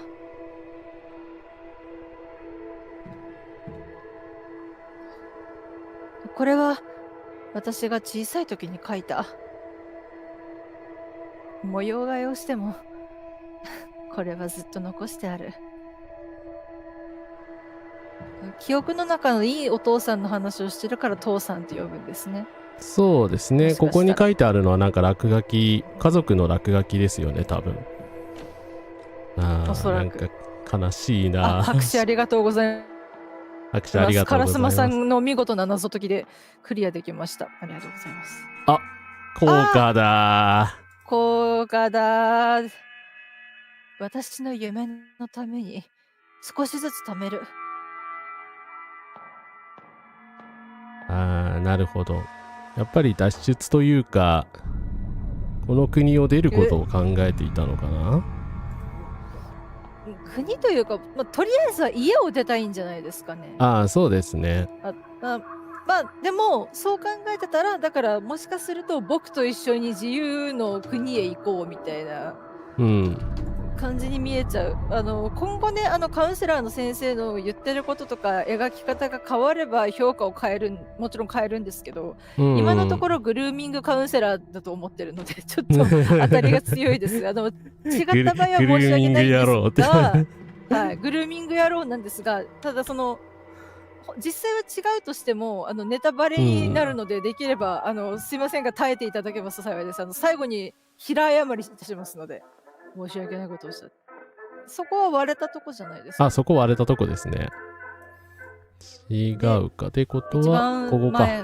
一番手前の豚の貯金箱に硬貨をゲット入れて差し上げて、貯金箱に硬貨を入れた。で割れてるところに行きましょうか。そうですね。割れてるとこに行けば何かが多分そうドロップアウトされるのか。なると思うんですよね。違うかな。仕掛け的に。なんか増えてますように。ねお前。映画のチケットだ。映画のチケット。映画もどうなんだろうな。格言が書いてある。役者は強者、観客は愚者。ていうかなんか来るっていう文字とかあの言葉がたくさんなんか出てきてくるんですけど、はい。最近その狂ってるっていうとって差別的精神障害とかの方に関して対してこう言ってる差別用語になっちゃったせいでもあって、狂信的とか狂教えっていうのも全部狂うって書くけど、うわ何これ。なんやこりゃ。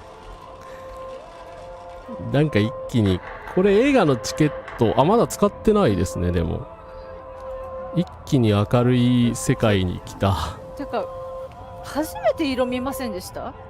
そうですね。ほとんど今まで色のない世界でしたけど。一番見てるんですけど。うん。その映画のはい。そっか、でも渡せるなら渡すか。とりあえず渡せばいいんじゃないですかね。美しいんですけど、ようこそお越しくださいました。ごゆっくりお楽しみください。なんか60年代、70年代だとやっぱサイケデリックロックとかを感じさせますね、この色合い。うん。ホラゲじゃなくて出てくるんだったらよかったんですけど、ホラゲで出てきてるので、ただの恐ろしい表現になってますよね。あ、これはちょっと待ってほら2人だけの世界でロマンスダメでしょ、やっぱり本当なるほど。ちょっとすいません、やっぱり肯定できません。ごめんなさい。はい。あれ白直のペンダント。さっきそういえばなかった。身につけると愛を感じる。ひとときも手放せない。私のとても大切なお守り。わかりました。このペンダントあいつからもらったんですね。なるほど。ということですね。プレゼントだったんだ。ちょっとすいません。で、あと私のトラウマをめちゃめちゃに想起させてくれてありがとうって感じですね。注意文に性犯罪被害に遭った方への今日注意書きも書いていただいてよろしいですか？はい。いやー、これ私のメンタルが今やられました。これはちょっと辛いな。そういうことか。でも本当になんだお前なんだあいつ父親かな。いやでも探偵か。もしかして浮気調査の探偵かなと思ったんですけど、帽子かぶった男がいましたよね。捜査令状。で追ってた影もそうですね。帽子のが発行した捜査令状、収賄計画に関わった公務員の名前が列記されている。あの日帰宅した時に父さんはもう連れ去られていた。何が起こったのか母さんに聞くと静かにこう告げた。父さんの手は汚れてたの。でも命まで取られることはないわ。そう言いながら母さんはこっそり微笑んでいるように見えた。まあ己を威圧して支配している配偶者がいなくなったらそりゃ笑えますよね。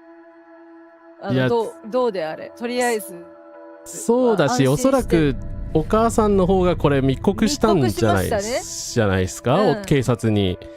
でまあ探偵を使ったのかもしれないけど、警察か探偵がお父さんを追って、収賄計画で逮捕したということですよね、おそらくは。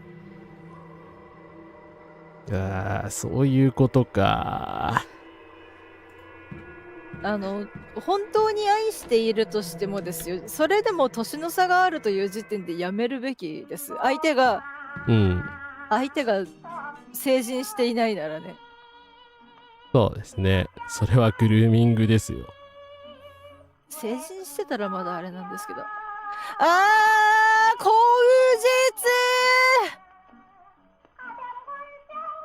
実補導室に入る口実。ということは、これを口実に、チャンに会ってたってことですか？もしかすると。だから遅刻が多いのも結局カウンセラーの先生に会えるからでしょ。ああ、そういうことか。また遅刻したねって、指導だって言われて、うんうんうん、それで非行というか、だから何かを壊したり他人に迷惑をかけることはしないけれど、うん。でも歩道室に行って口実が欲しいから、遅刻をしたりで、この先生課題が出されたんですけど分かりませんって言って行く口実。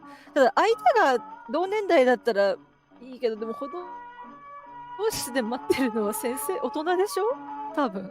いや、チャンが相手だからどう考えても論外ですよ、これ。で、あと、いや。そう思います。マジかという。事実、私も救いを求めている時につけ込まれたんですよね。優しく話を聞いてくれる大人に教師だったので、余計に私とちょっと教育的に重なっちゃってるんですけど、本当にダメですよ。弱ってる少女は優しくされたらそりゃ落ちますよ。寄りかかりたくなります。すがりたくなるでしょ。ただ神にすがってる母親のことは軽蔑してたのに、自分も似たようなことしてるんですよ。相手は神様じゃないけど、年上の若さだけを食い物にしようとしてる大人にすがってる時点で結局同じ鉄を踏んでるんですよ。ですね。だからやっぱり家庭環境って大事っていうか、やっぱり影響はあるんですよね。落ちるか落ちないかは本人が選べますけど、なんでしょう、いろいろ考慮すべきところがいっぱいあって、レイさんは自分で逃げるための財力もない未成年であり、助けてくれる、己を認めてくれるっていう相手に傾倒してしまうのはもうしょうがないんですよ。レイさんの罪じゃないんですよ。ですね。って思う。いや、わかんないです。今の段階ではね、私はそう思ったんですけど、ちょっと待って、このゲームどんどん闇が深くなってきてますね。お化けより人間の方が怖いんですけど。いや、まあ確かに最初からそういうゲームだったけど、なんかその怖さの質がちょっと変わってきましたね。まあ国家とかの暴力もそうだけども、やっぱり家庭暴力であるとか、こういったね、搾取っていうのが教師とかその家庭のレベルで行われてたっていうこともでもありますよね。で、この社会全体がそういう、雰囲気だったっていうような批判が込められているのかなと思います。で、まあ今考えるとなんだけど、この文章多分直接サインしてるのこれチャンなんですよ。だからチャンが書いてるでしょ。自信がなく悩みが多いとか、母親は専業主婦とかお前書いたなねいう話っすよね。で、インさんとハンコなんですよ。多分チャンが書いてインがハンコをして、それでまあバイとシェンはおそらくね、ハンコをしてるだけだから。で、それでだからレイさんが、ウェイ君に二人はどんな関係なのかっていう探りを入れたってことですよね。で、己が裏切られていることを知って、密告に発展した。っていうことか。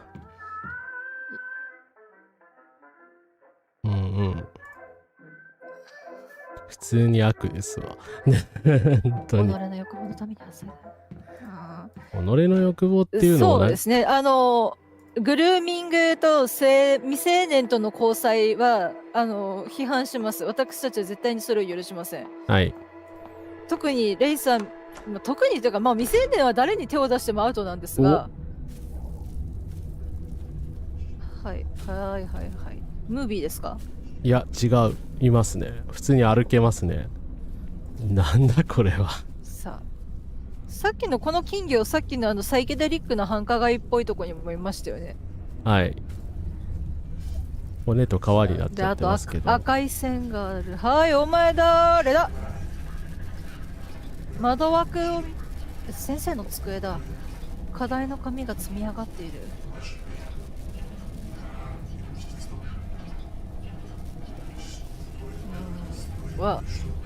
そう、さっきのグルーミングの件をきちんと悪いことって書いてなくて、レイさんがただ助けを求めて助けられた、一瞬だけでも救われたみたいに書いてるのであれば嫌ですね。紙飛行機がたくさんある。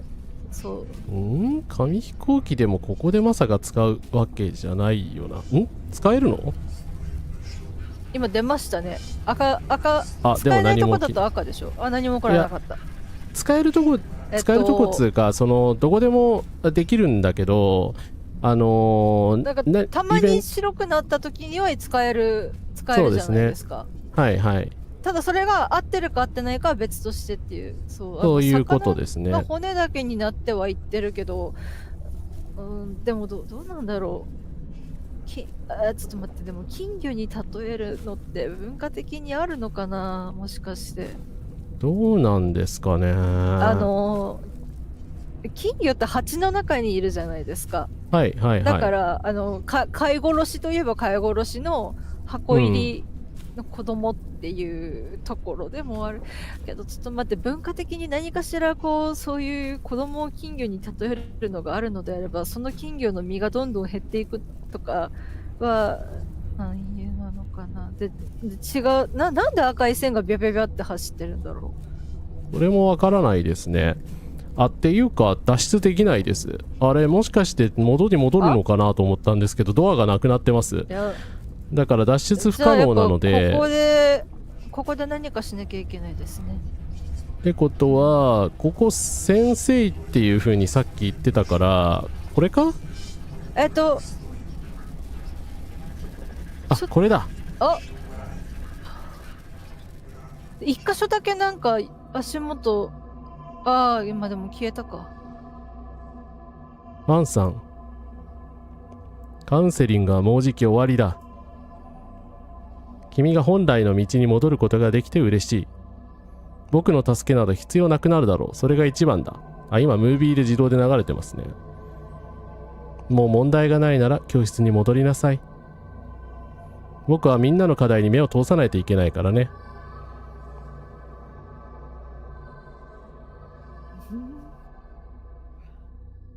消えた。否定してたのかな。歩道記録。歩道記録が完成したんですね。終わったんだ。これに何が書かれていてもお別れなんだ。レイさんの心はしんどいでしょうけれど、歩道室にもう来れないから、カウンセラーの先生に会えないから。だから結局あいつは食えれば誰でもいいっていう可能性があるんですよ。レイさんだから手を出したっていうよりかは、レイさん、だから歩道室に来る子たちを定期的に食べてる。で、ずっと食べ続けるとバレるから、なんでしょうね。元に戻るっていうか、一番元に戻る、なんか、って言ってたでしょ。どうなんだろうな。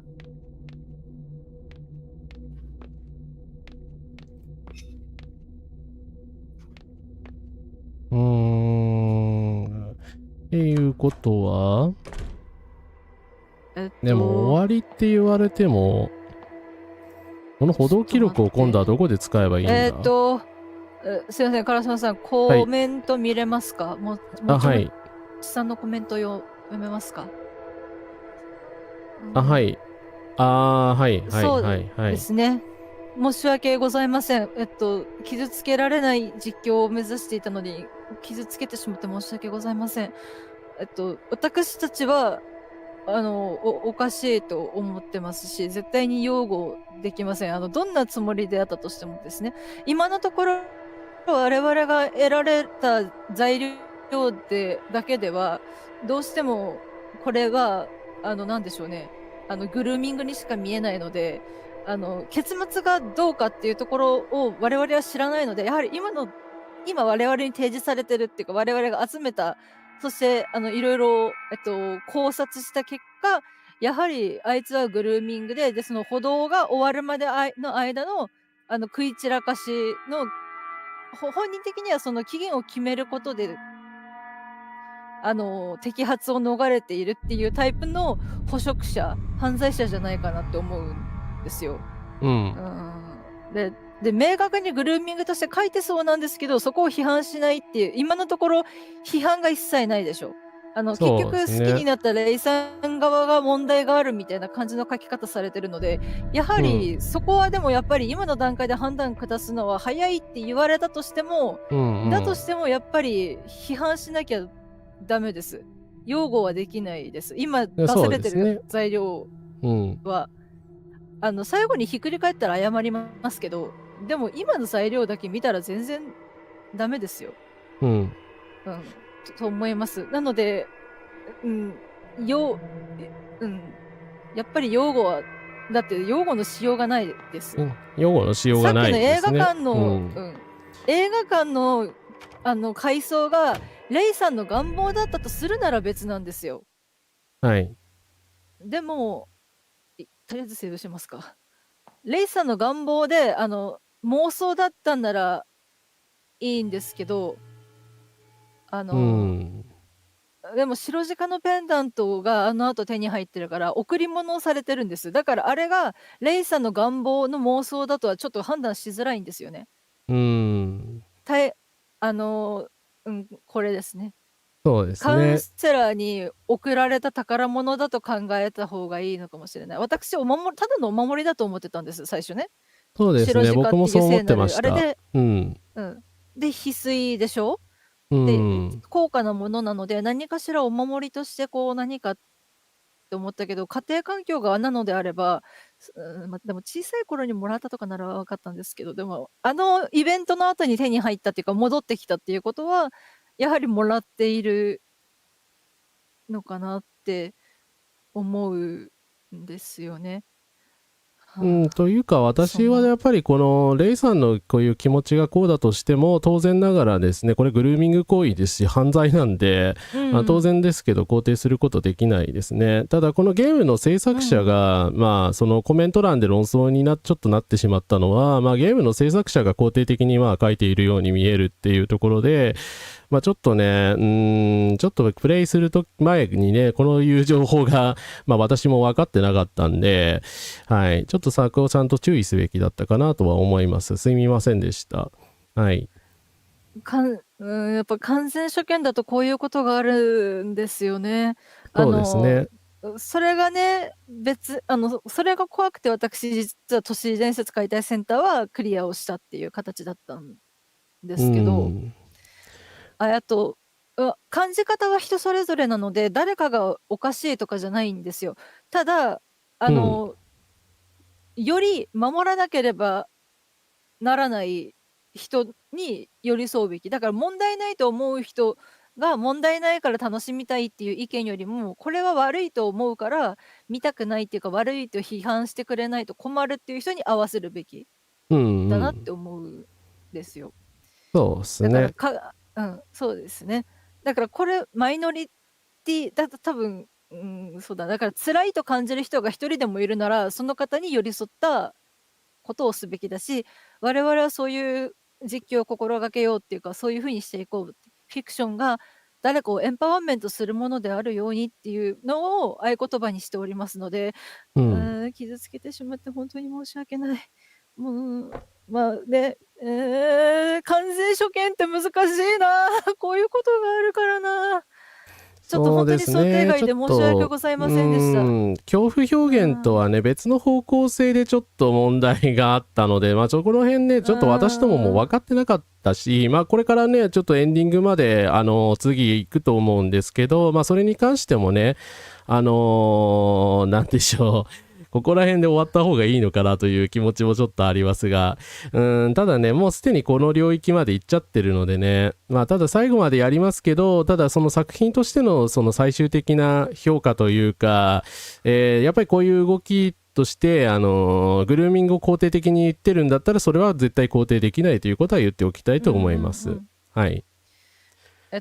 なので、私が今提案できる解決策としては、都市伝説解体センターの時みたいに、とりあえずクリアした後、きちんと内容を振り返りながら、改めて問題を指摘して、いくっうていん。う会を設けた方が良いのではないかなって今感じてます。ああ、そうですどうね。どうでしょう、烏丸さん的には。うん。いや、それは全然特にここの構わない。問題とか、はい。そうですね、ここの問題とかを特にね、うんうん。ほんとに完全初見だったので、情報の集めようがなかったっていう、そうですね、ネタバレそうですね。をしてはいけないからね、コメントも難しかったろうと思うので、誰かに落ち度があるっていうわけではないんですよね。ただ苦しいって思う方に寄り添うべきだっていう考えが我々にはありますので、感想会っていうか問題がある点批判会とか、振り返りの会を、えっと、すいません、ここでお話しすることじゃないかもしれないんですけれど、烏丸さんにぜひクリアし終わった後は、そうやって問題を批判する会、振り返り会をね、またやれたらなっていう話をとりあえずしておこうかな。それを宣言した上で、うん、皆様にもとりあえずこれを伝えておこうかなと。ただ本当にね、実際、若者につけ込むっていう悪い大人がいることは事実なので、その問題提起とそれに対する批判をね、えっとうん、今後も、今後っていうか、多分この実況内でもその表現が出てくるたびに指摘して、そしてその問題を、指摘する、感想会をやれたらなっていう風には思いました。ちょっとしんどかったですね。私自身もちょっと、うーん、割とトラウマをゴリゴリ削られるシーンだったので、ちょっとしんどかったですね。そうですね、これ難しかったです。すいませんでした。私が未熟なばかりに。いやいや申しいやいやいや。訳ございません。そもそもね、ゲームを選択したの私なので、はい。いやいやいや。はい。ということでね、まあちょっと、問題作なことが分かっちゃった先行なんですけど、まあとりあえず最後まで見届けたいとは思うので、ちょっと今回この辺で終わりにしたいと思います。まあ、よかったらですね、次の土曜日9時からまたやりたいと思いますんで、その際よろしくお願いいたします。そうですね。コメントとかもいただけましたら参考にさせていただいたりしたいと思いますので、ぜひうんね、うん。書き込んでいってくださると助かります。ただ、本当に言っておきます。私たちは人権と倫理、社会正義、福祉を絶対的に、うん。ずっと守れって主張しておりますし、はい、戦争反対、差別反対っていうところで、このゲームを選んだ、今このタイミングでっていうのは意味があると思うので、問題があっても感想はさせていただきたいです。ただそれはこのゲームのその部分を肯定するわけではないです。描いている全てを肯定するのではなく、ここは素晴らしいね、ここは問題だねっていうところをきちんと、批判しながらね、今後もこの心情のもと、皆様といろいろ考えていける実況にね、できたらと思いますので、どうぞ皆さん引き続きよろしくお願いいたします。コメント欄にも、アーカイブの方もね、書き込んでいただけますと幸いです。ありがとうございました。すいません。ありがとうございました。よろしくお願いします。ということでですね。いや、全然だから書き込み自体はね、ああ、実際やるかどうかもちょっとうん、考えようと思います。まあ、こういうちょっと内容ですね、問題作品だということうは分かったので、ん、まあ、そのこともちょっと風さんと議論してね、次回までに考えておうん、こうと思いますので、よろしくお願いいたします。ちょっとここで今決めることではないので、はい。うん。ということで、はい。ということで、ちょっとねごめんなさいね、後味悪かったら申し訳ないんですああ、けど、来週もですね、29日かな、おそらく最後になると思いますんで、これで1週目終わると思いまうん、すので、その際はですね、ぜひともですね、まあ、最後まで見届けることになるか、まあ、最悪、まあ、別の方向性で考えるかということも考えるんで、まあ、ちょっとそこまではね、うん。もう一回議論させてください。ということで、11月29日、よろしくお願いいたします。お願いいたします。はい。ということで、本日も実況ありがとうございました。風花さんも本当ありがとうございました。最後までお付き合いいただあ、いてありがとうございました。いい、ありがとうございます。何かしら、考えるきっかけだったり、こういうのがグルーミングなんだっていうのをね、感じうん。なるほどなっていう風に、もう提起できる回にできたのなら良かったです。本当にされないと気づかないんですよ。私は実際グルーミングされてたので、うんうん。はい。その件についてはちょっと私、ブルースカイとかにもいっぱい書いてるので、もし気になる方はログを遡っていただけますとね、風うん花が何をうん。もとにこういうことを言っているのかっていうのは伝わるかなと思うのですが、うんうん。あの、はい、創作に傷つけられない実況のために、はい、今後も努めてまいります。本当にね、お付き合い、コメント欄の皆様のおかげでいろんな視点を得られているというのも本当に事実です。どうか、臆さず書いていただけたらなと思います。ありがとうございました。烏丸さんもありがとうございました。ありがとうございました。ということで、今夜もお疲れ様でした。皆さんありがとうございました。お疲れ様です。ありがとうございました。おやすみなさいませ。おやすみなさい。失礼します。